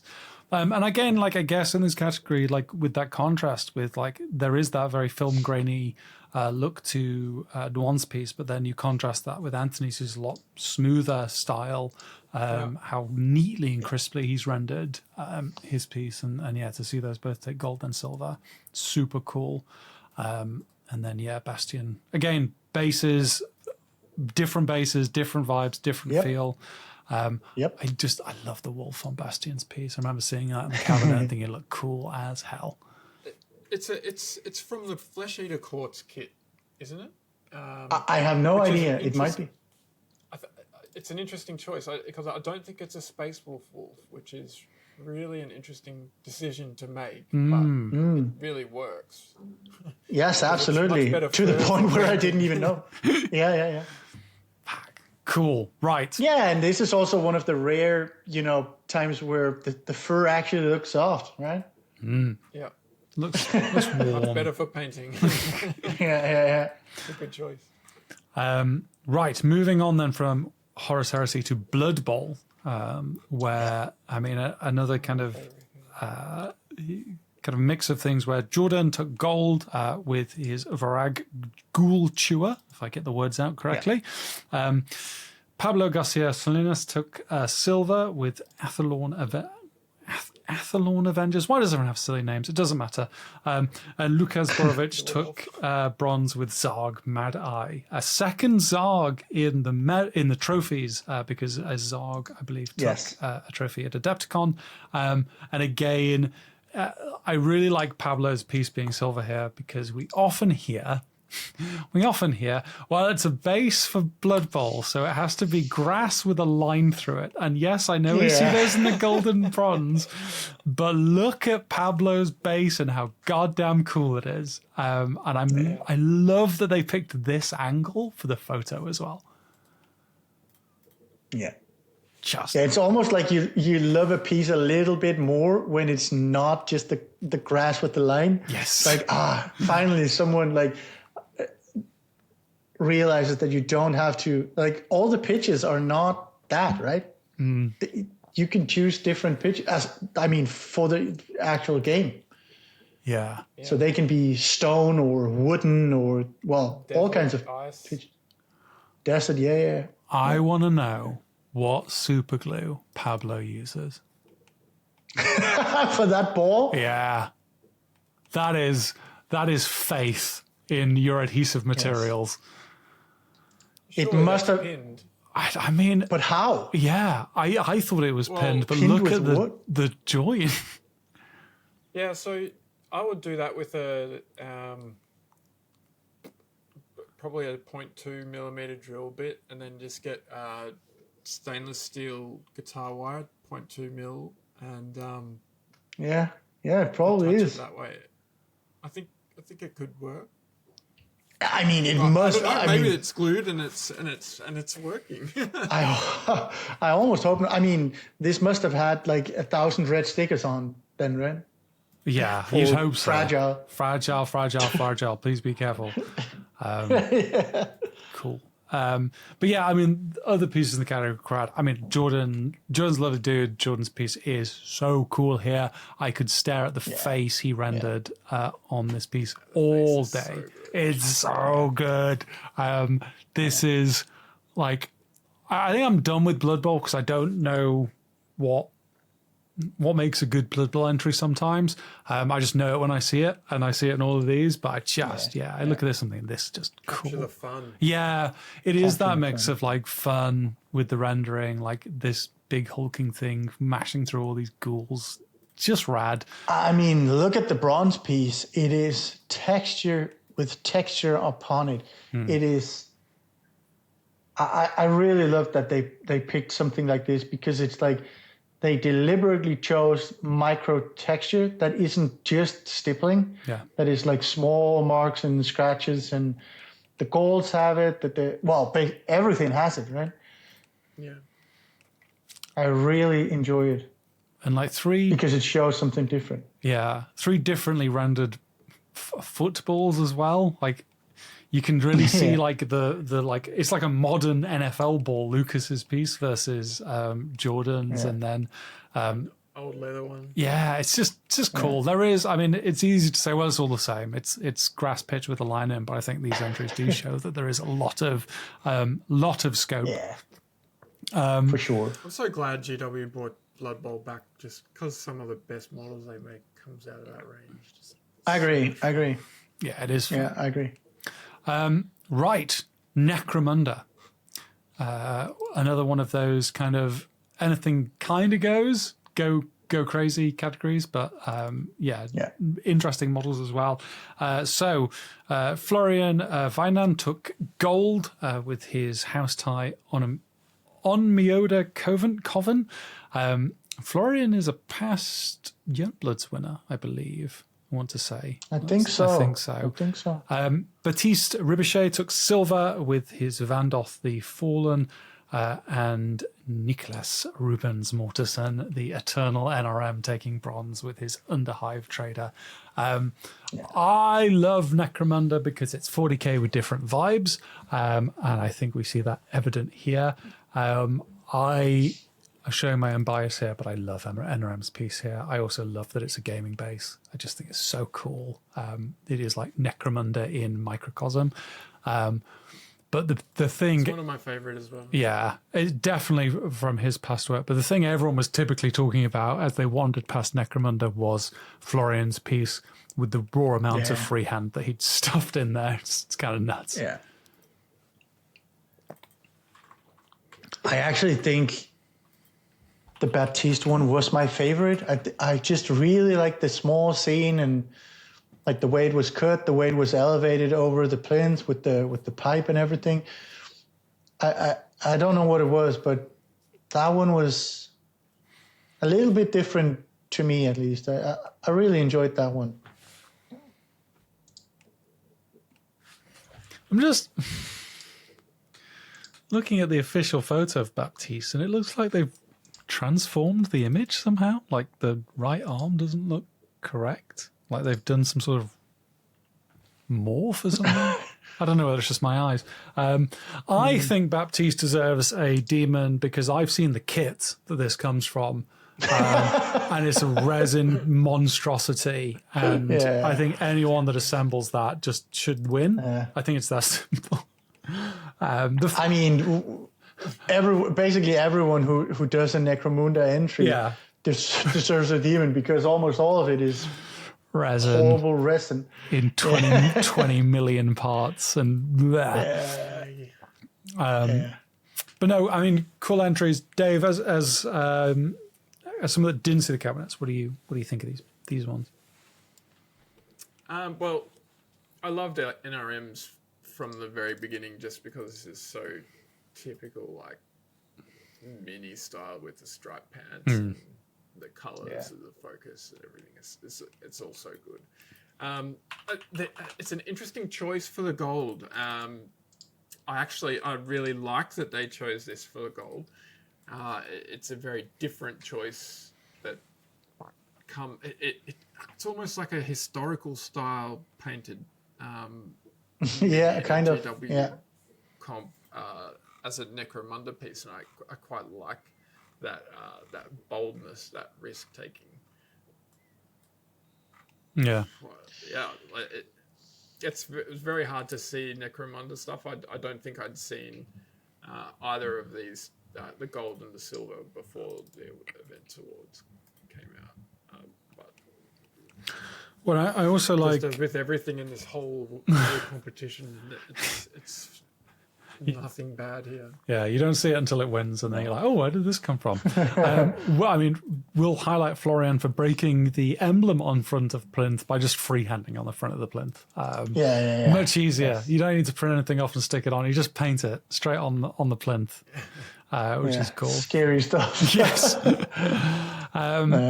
Right, we move on to another one of those weird categories: Warhammer: The Old World. You can put anything in. I will say, there was a lot of stuff in Old World that, like you were like, okay, wow, these are the finalists. This is incredible. But a lot of stuff across the was didn't hit finalists, and there's probably a variety of reasons for that. But it did feel like a particularly brutal category. I think so too. Notorious. So I can't wait to see the finalists in this one, because Old World is what got me into Warhammer, and so it's my favorite category probably. But I thought Theo would be taking he had that the knight with the yellow draping. Yes. Oh yeah. Yeah, I actually thought that one would take a demon, but it clearly didn't. So we'll see it in finalists. But it's just to say that it had like insane pieces there, and they could pick 3. So they did. Yeah. Picks I mean, stupidly cool as well. Yeah. Like this, the silver, just the conversion is so smart, so cool, because that old orc model is one of the best orc sculpts. Yes, I agree. And then put the new staff with it. It's genius. I agree, especially because the old staff is not great. Yeah. I mean, just to highlight, because I've not said it, we have Angelo Gicello with his second gold in the competition, with his Miao Ying. Erka taking second silver with his Orc Shaman, and Nils Anderson taking bronze with his High Elf Lord.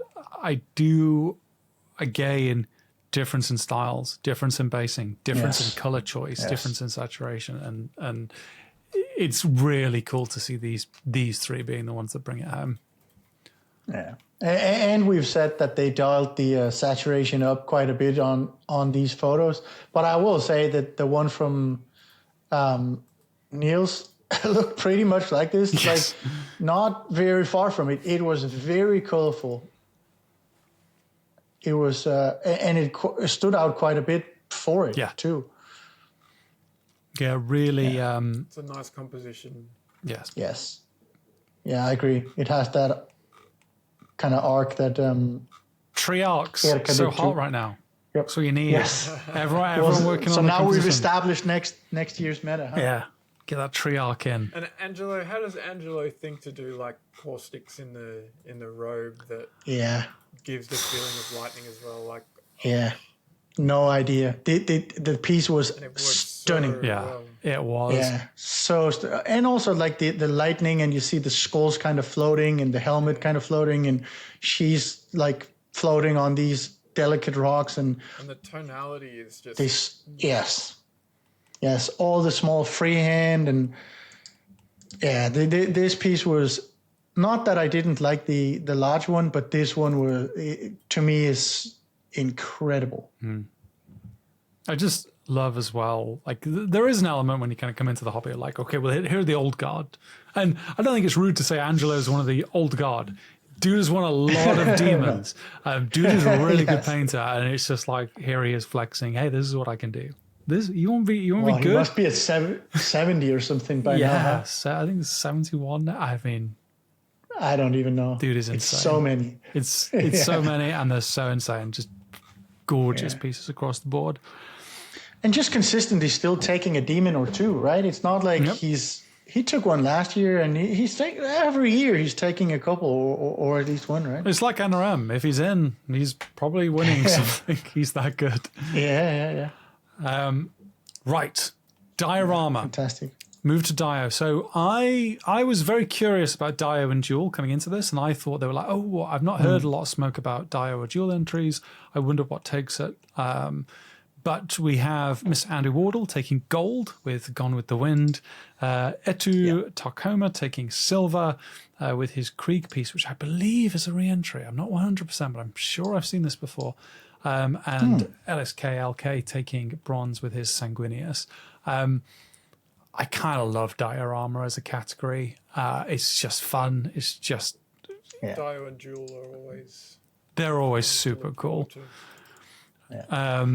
So yeah, any thoughts on these? Because I mean, I love them all, unsurprisingly.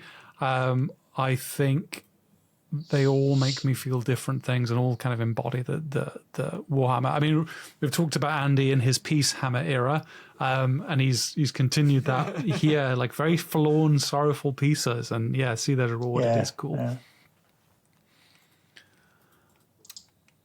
Yeah, it's kind of like special. I like this one personally a lot because I think that model is really difficult to, because it comes with the dynamic base, and to give it a scene like this that is condensed but also not. It's really difficult and interesting way to think of things, and the verticality, the use of it. I'm sure this is inspired by Arnau's Dante, and using a similar idea for that using Sanguinius. Well, look, I can't say that for sure. That's my estimation or my guess that it was inspired by, or could have been inspired by. Really enjoyed I actually quite like that LK these days. Like he had an Adepticon 1-2 that was like very vertical. The one with the duel, the between the Tyrannid and the Death Guard. Yes, exactly. Super vertical. It a lot of things going on, but it feels kind of, I don't know, it feels smaller because you're on the vertical axis, which means you're more okay with the negative space. Like if you have a lot of negative space on a base, for example, that is wide, it can look a little bit off. But as soon as you use the vertical space, it feels more, I don't know, legit. Almost like it feels the because the way we're used to, when you look up, there usually is nothing, right? Yeah. So it feels different. It doesn't feel empty the same way that if you had this, like the scene on a horizontal base, it would look much different. You would have a very different feeling to it. I predict the meta will go to that at some point. There'll be a year where there's the majority of stuff within the vertical rather than horizontal.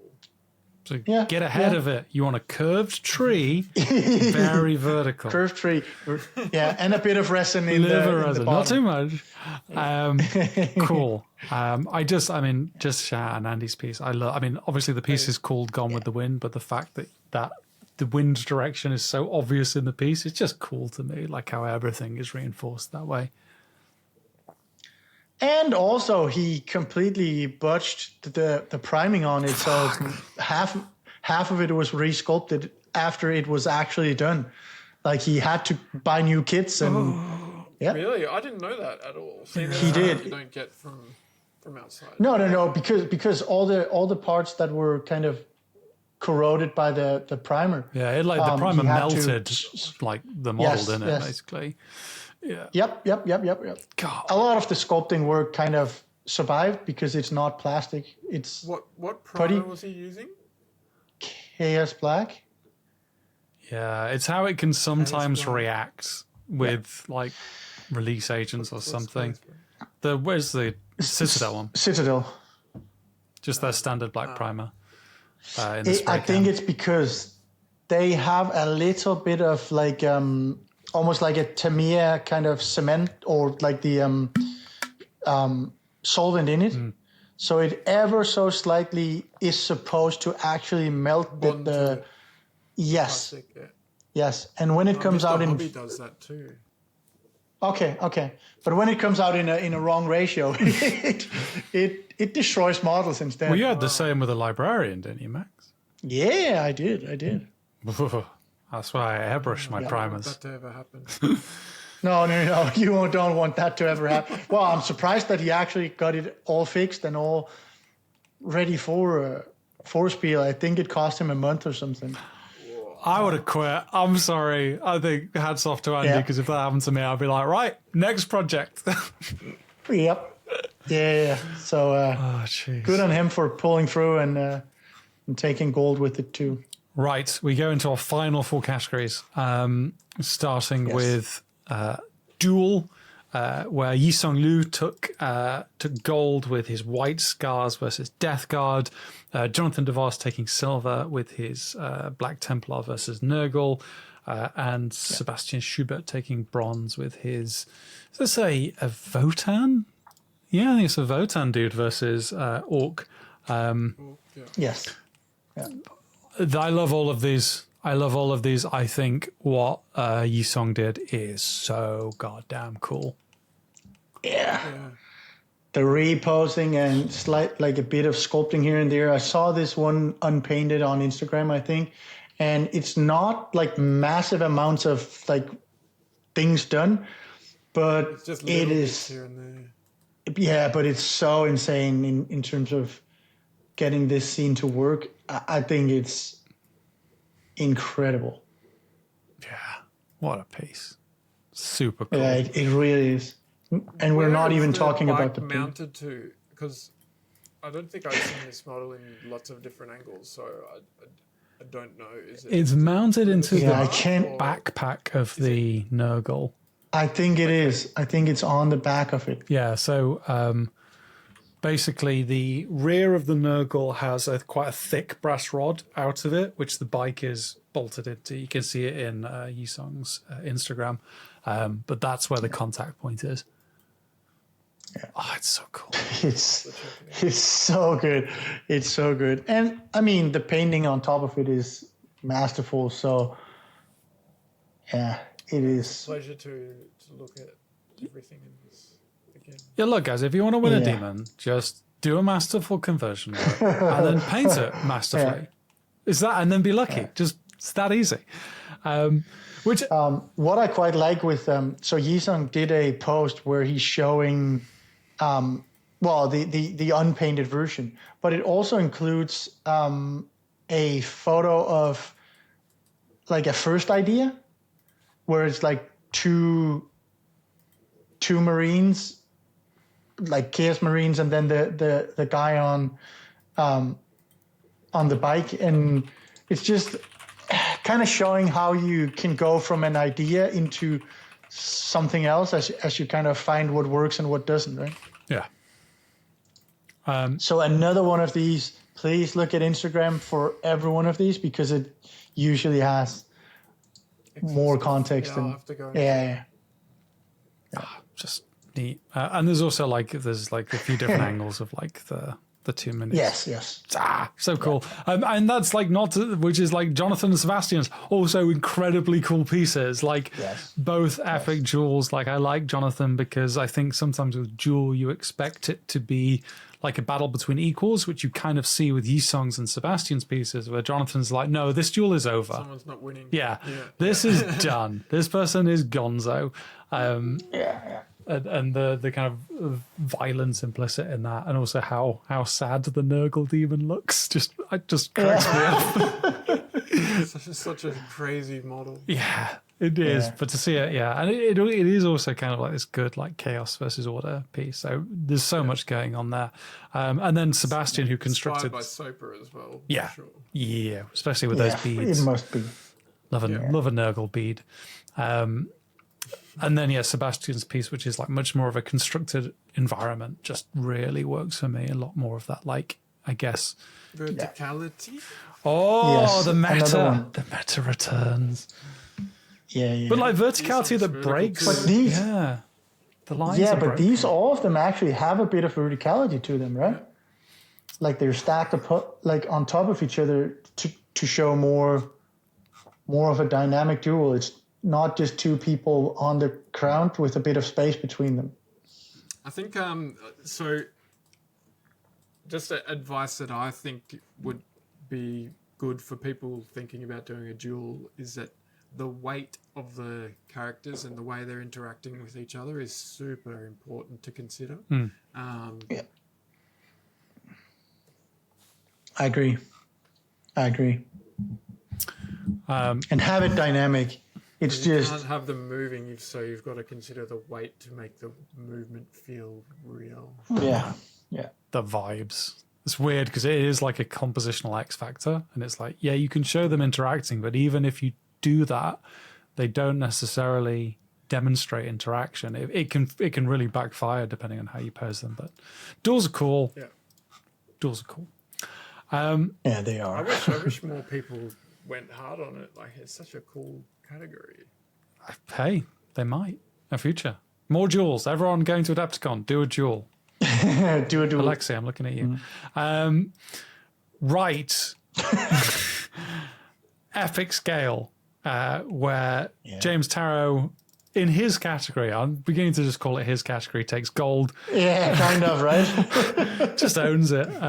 James with gold with his Legio Metallica. Hendarian taking second silver with his Eldari Nightwings. And Duan Henglong taking bronze with his Iconoclast Battle Titan. I really love Epic. I know it rubs some people the wrong way. I just love it how it can show scale and tons of cool shit. Like, there were a few pieces in Epic that I thought could end up with trophies, and Epic seemed like one of those quite weird categories in terms of what went to finalist, what was left aside. But all these pieces kind of cool in different ways. From James's like brutal pack, and like there is obviously lines between James and Duan's pieces, and then Hendarian's like, no, this is a pure crisp. Stylistically similar. Yeah. But then there's a very different, in Hendarian's.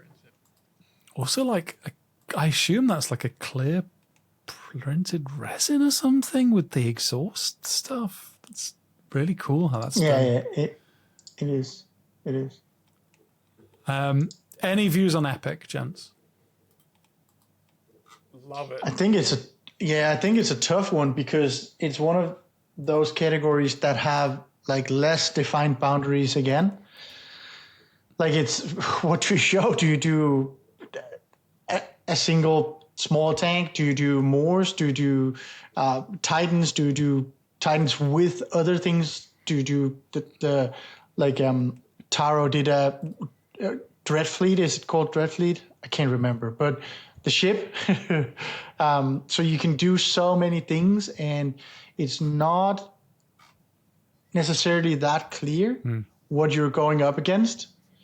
That's part So of it the means- appeal to me, though. Yeah. So it means it's more of at least to me, it's more of a wild card in terms of you get almost to bring whatever you want, and it can be, well, you can be punished for it too, of course, but you're not necessarily ruled out. Titans are so cool. Titans are so cool. Titans are cool. I don't know what to say to anyone. Like, I really like when Titans are used with other stuff that shows the Titan scale. Yeah. Like the fact that Duan included the little dudes between the guy's legs. Just, Yeah, I really like that too. peak. Cool entries. Right. Youngbloods. Young Bloods. Now, I noticed that GW do not put the surnames of the winners, but GD Compendium does. So I'm not going to read the surnames out, but we have Maximilian, who took gold with their Chaos Sorcerer Lord, Henry taking silver for their Typhus, and Stan taking bronze for their Gloomspite Gits. I mean, these pieces are cool as hell, and they're Youngbloods. I don't know what more you could say. When I first saw Stans in the cabinet, I'm like, this is like an Albert piece. What is happening? Yeah, mini Albert piece. Yeah, these are amazing. The Youngbloods are just crushing it these days. Yeah. It's and like insane. Maximilian's piece with the dude in the base, like Crack. just getting like that's brutal. That is Yeah. harsh as hell. And then Typhus with this really cool, like, I think Nurgle in Desert you don't necessarily see, but it's super cool, like orange greeny piece that Henry crafted. Yeah, and the way that the plinth is used, like you have this arch, is super good. I really enjoy it, the look of it.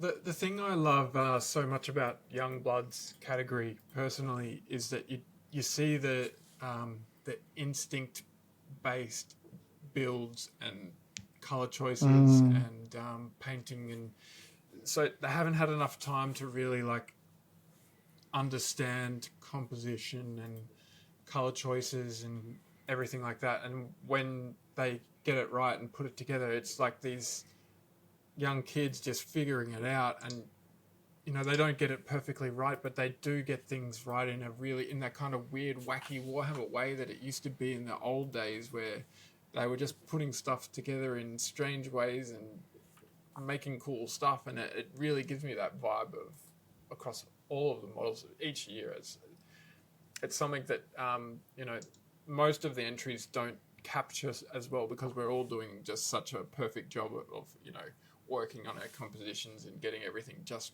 so, and these don't have that just so-ness to them, but in a sense for me they're more enjoyable because of that. Yeah. Almost like a little bit more pure. Yeah, exactly, that's it. Damn, imagine being young, having your whole life ahead of you. Imagine painting to this standard. being this good too. Yeah. Damn. I actually hate this category now. God damn. No, it's cool. I mean, Growing into weapons. yeah. If you like this hobby, if you like miniatures, like this should be the category that you love, because these are the next gen. These are the people that be pushing us forward. I agree. And like it shows how healthy the hobby is as well. So yeah, we always want. And also, they are hungry. Like they are not afraid of seeking out feedback, and they're not afraid of, you know, taking on mentors, and they really want to push. They really want to do good. So they're, of course, like they look like scared little kids when they're on stage. Like we look like scared adults when we're on stage, but they are really hungry for it. Yeah. And it's super encouraging that. I can't imagine what it must be like to win a demon at that age. Yeah. Oh, I mean, yeah, you must feel like a god. You are, rightly so. Certainly in that. I mean, you looked into the Youngbloods category and I was like, this is murderous. Good luck to all these children.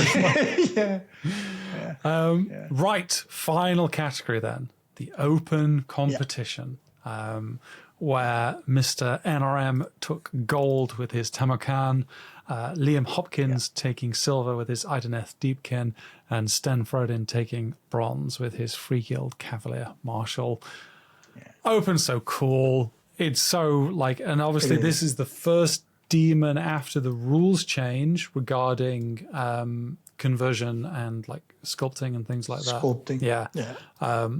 And NRM continues his gonna win in every category. Liam with his Ideneth, which... So go on, Dave. From an external standpoint, I don't really understand open. I don't understand what makes a model fit for open or not. But well, no one does. Okay. it's a little bit of a spillover category. So it means that, If it doesn't let's fit say, into anything else. well, not only that, but let's say, for example, the one that Steen did, the Cavalier.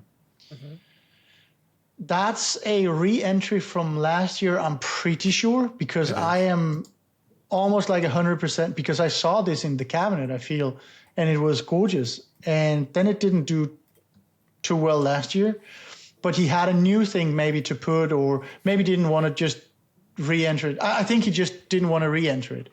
So he put it into a different category, which then was, well, where can I put it? Only really open, right? I see. Yeah. So if you don't want to put it in the exact same, or if you have an entry there already, you can kind of put it there. The same with the NRM one. It could go into AOS single. But I talked to him a fair bit about it, because I actually told him to put it into AOS single. But he said, well, it's just because this is a piece that I started and specifically started for open, because he thought he would have time for an AOS single.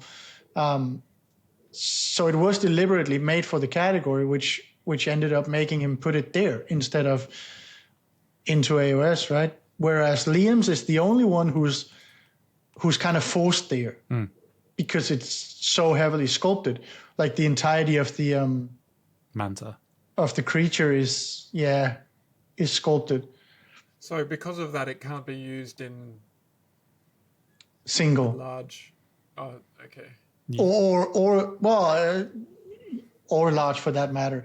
I'm not even sure it would go into large or well, maybe it would. Liam is the bellwether for the new rules, because a few of his pieces were heavily sculpted, and they were like, we were waiting for the person to find the line, and you found the line, my friend.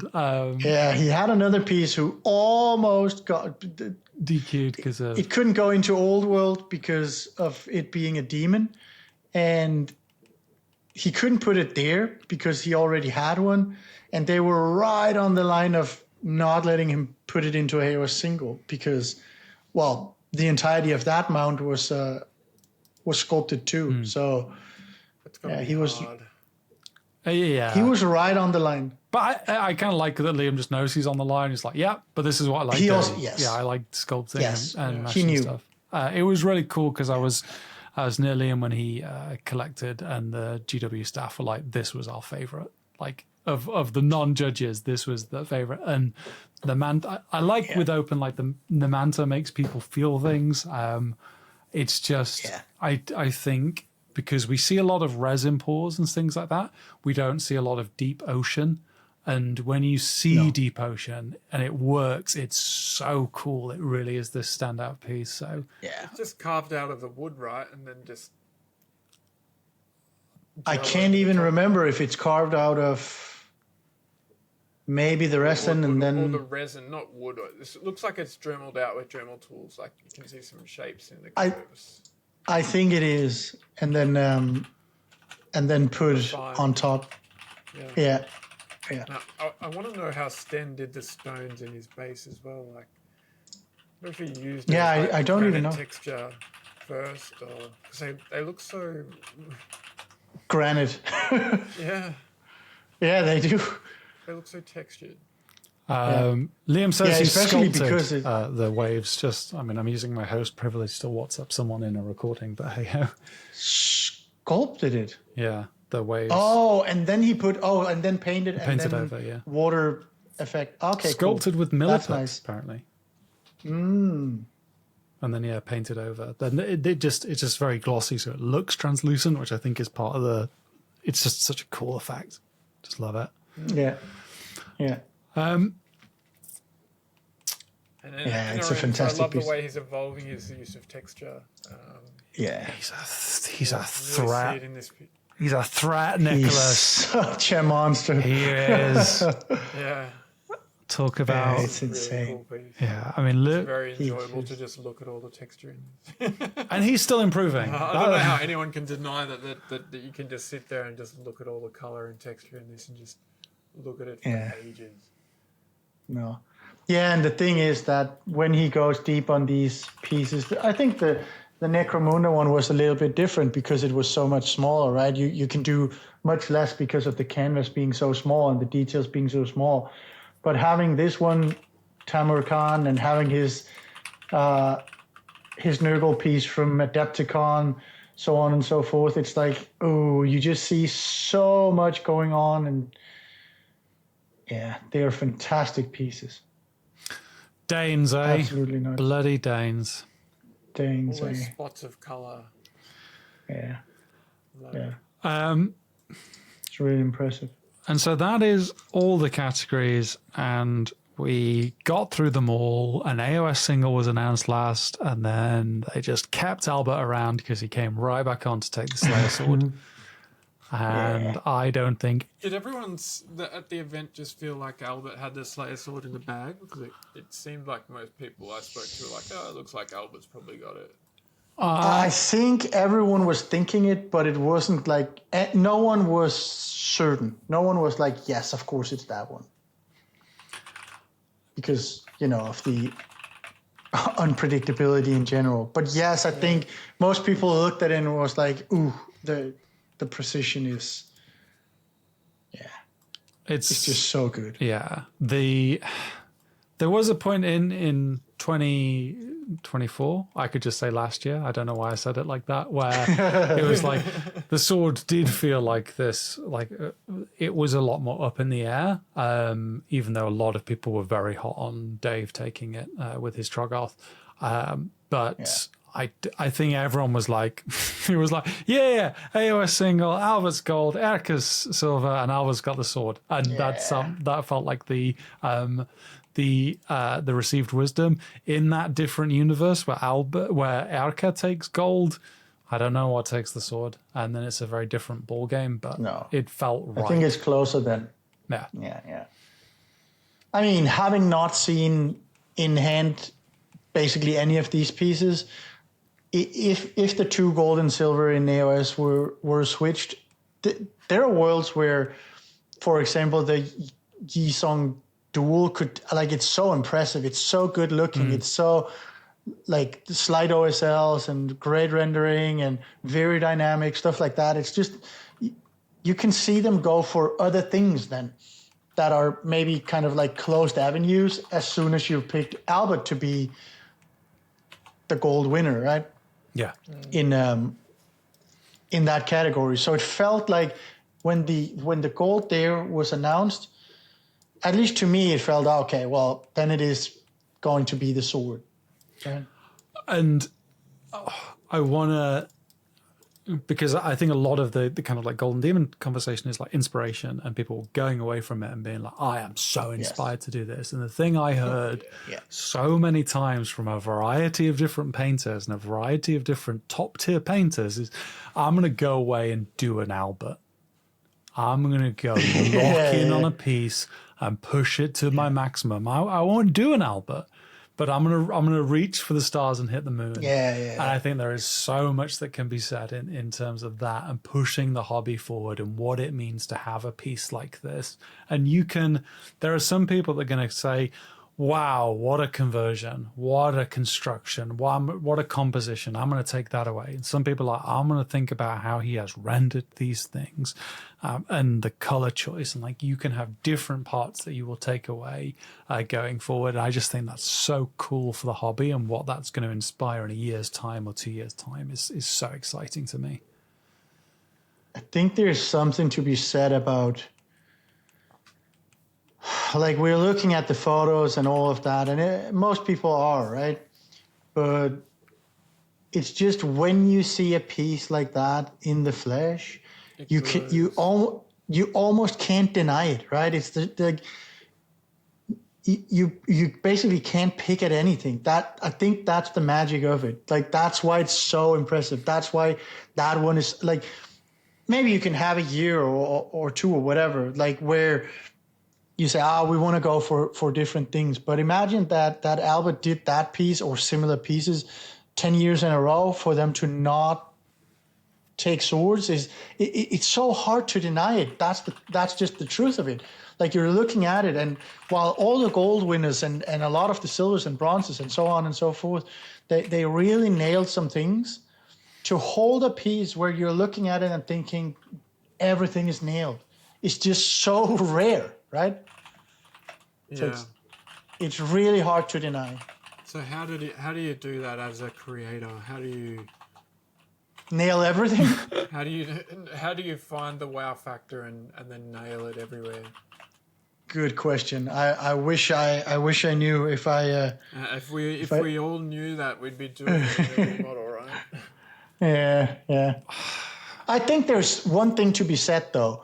One thing is that Albert does not shy away from anything. If it doesn't look perfect in terms of the sculpting or composition or rendering or whatever it is, he will keep on going, or he will fix it, or he's not shying away from anything. There's never it's good enough moment, right? Yeah. And it doesn't matter if he's 100 or 1,000 hours in, he will rip that part off or like not have it glued on. He will change it for something or change the color or whatever it is. And I think that is also a rare trait, right? Never compromising. No, yeah. Nothing is half-assed. I don't think it's in his vocabulary. No. It's just like... No. And it's also like... Because we're talking on the Discord, and it's like, look, I'd love to paint quicker. That was an Albert. Like, but it's not. He can paint quick. I wish I could get to my standard quicker, but you can't. It's an uncompromised position. Like, I'm sure this model is like, as terms of like what most people's eyes can see, I'm sure it's like 80% done in the first month. Like, it's there, and the rest of it is just refining it to perfection. Understanding. I wonder how much he sketches things, like how much he's like just going piece by piece by piece by piece, having made his light references, if he even does that, but like he's kind of mapped the idea out, and then he just goes piece by piece by piece by piece. Because I remember talking to him in Copenhagen a couple of weeks before SMC and Spiel, and he was like, yep, there are some pieces on this model that took ages. Me painting a full week on, he didn't say specifically, but let's say it's wood texture on, because it's like a big thing, and it wasn't very enjoyable, but it had to be done. So he's like just locking in and, okay, I guess now it's this element, do it, right? I think we'll be talking about this one for a while. I think so too. It'll be like, I think it is one for the ages. It is, I think so too. I said it to him before. I think on this piece he took all the best things from the elf and all the best things from the orc, and he combined it into one piece that is even better than the two. Yeah. And more importantly, when he gets on stage to grab, there's no fake coolness. No, dude is losing his goddamn mind. Like, yeah. That's all I want. Half crying with with excitement over finally getting there. Like, and also, I don't think there is anyone for whom that sword matters more. Yes, like it's insanity. Yeah, that man lives and breathes Golden Demon for sure. So that is Spiel. It is the last year with Roman guest judging, which Roman has now confirmed. Didn't know that. Yeah, he put it on his Instagram, and I made a point of thanking him at the show. But I do think it is like, I know from like little conversations around the periphery that GW tried to find a guest judge and they found it difficult. Because they hadn't done it before and no one knew what that meant. And I think it is very difficult being a public face at a competition that has historically been very behind closed doors. Yeah. But he did that. I don't think anyone is walking away not being incredibly grateful that he has done that and blazed a trail. And I hope people have thanked him for that as well, because it can, I think, perhaps feel a little unthanked for judges sometimes, because people just automatically think, oh, thanks so much to the judge, but they don't say it enough. No. So it's a big thing. It's a big responsibility to trust yourself, and then also allow the community to give you the trust as well, and then put in all the hard effort. So, I would say thanks from me, and I'm sure you guys would as well. Yeah. Yes, of course. Participating.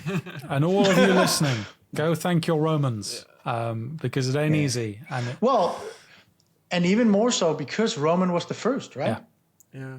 It's not easy. Standard and and do something that is pretty scary, and you don't know how well it will go, and you don't know the potential backlash, and you're the one who's the named judge, and there lots of unknowns because the process is so opaque.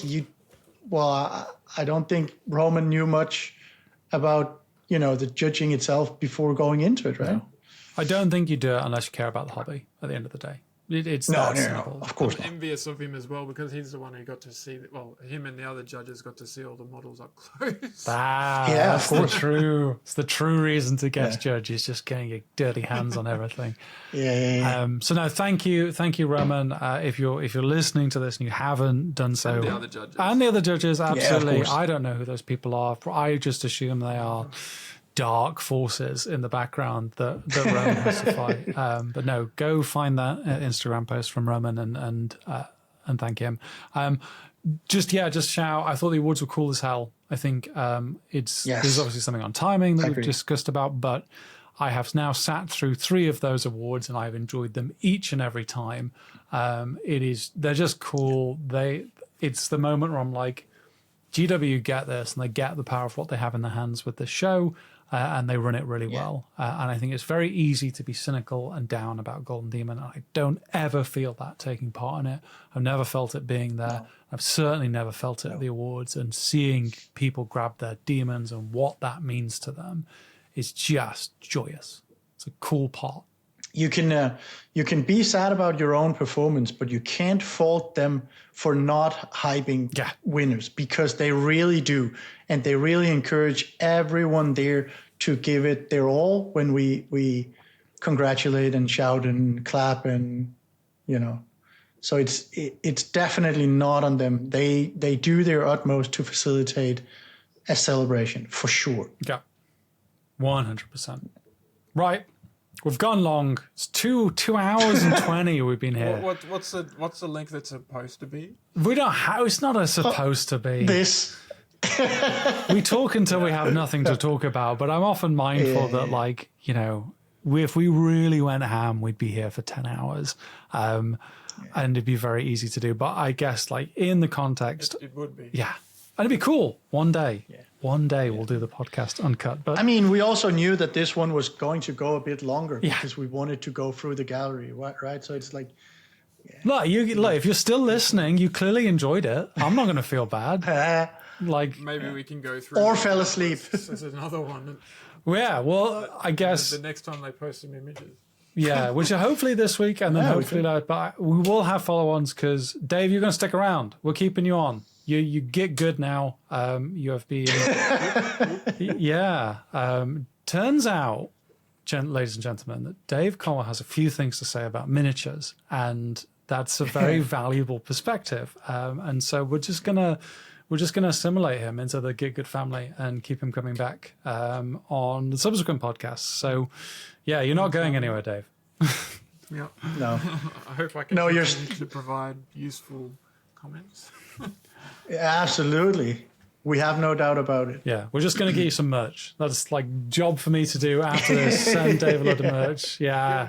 Guilds. I mean, hey, we got to hype the Australian competitions. That's allowed. Yeah, we do. We also need to just send you some merch. But no. Thank you, everyone. I think obviously it's always cool to do these like as part of the Golden Demon, but in future it'll be that kind of more myriad topics. And of course we have our Talking With series with all our wonderful fellow artists and things like that. So yeah, thank you for listening. And we shall see you again soon. And until next time, paint something beautiful. Goodbye.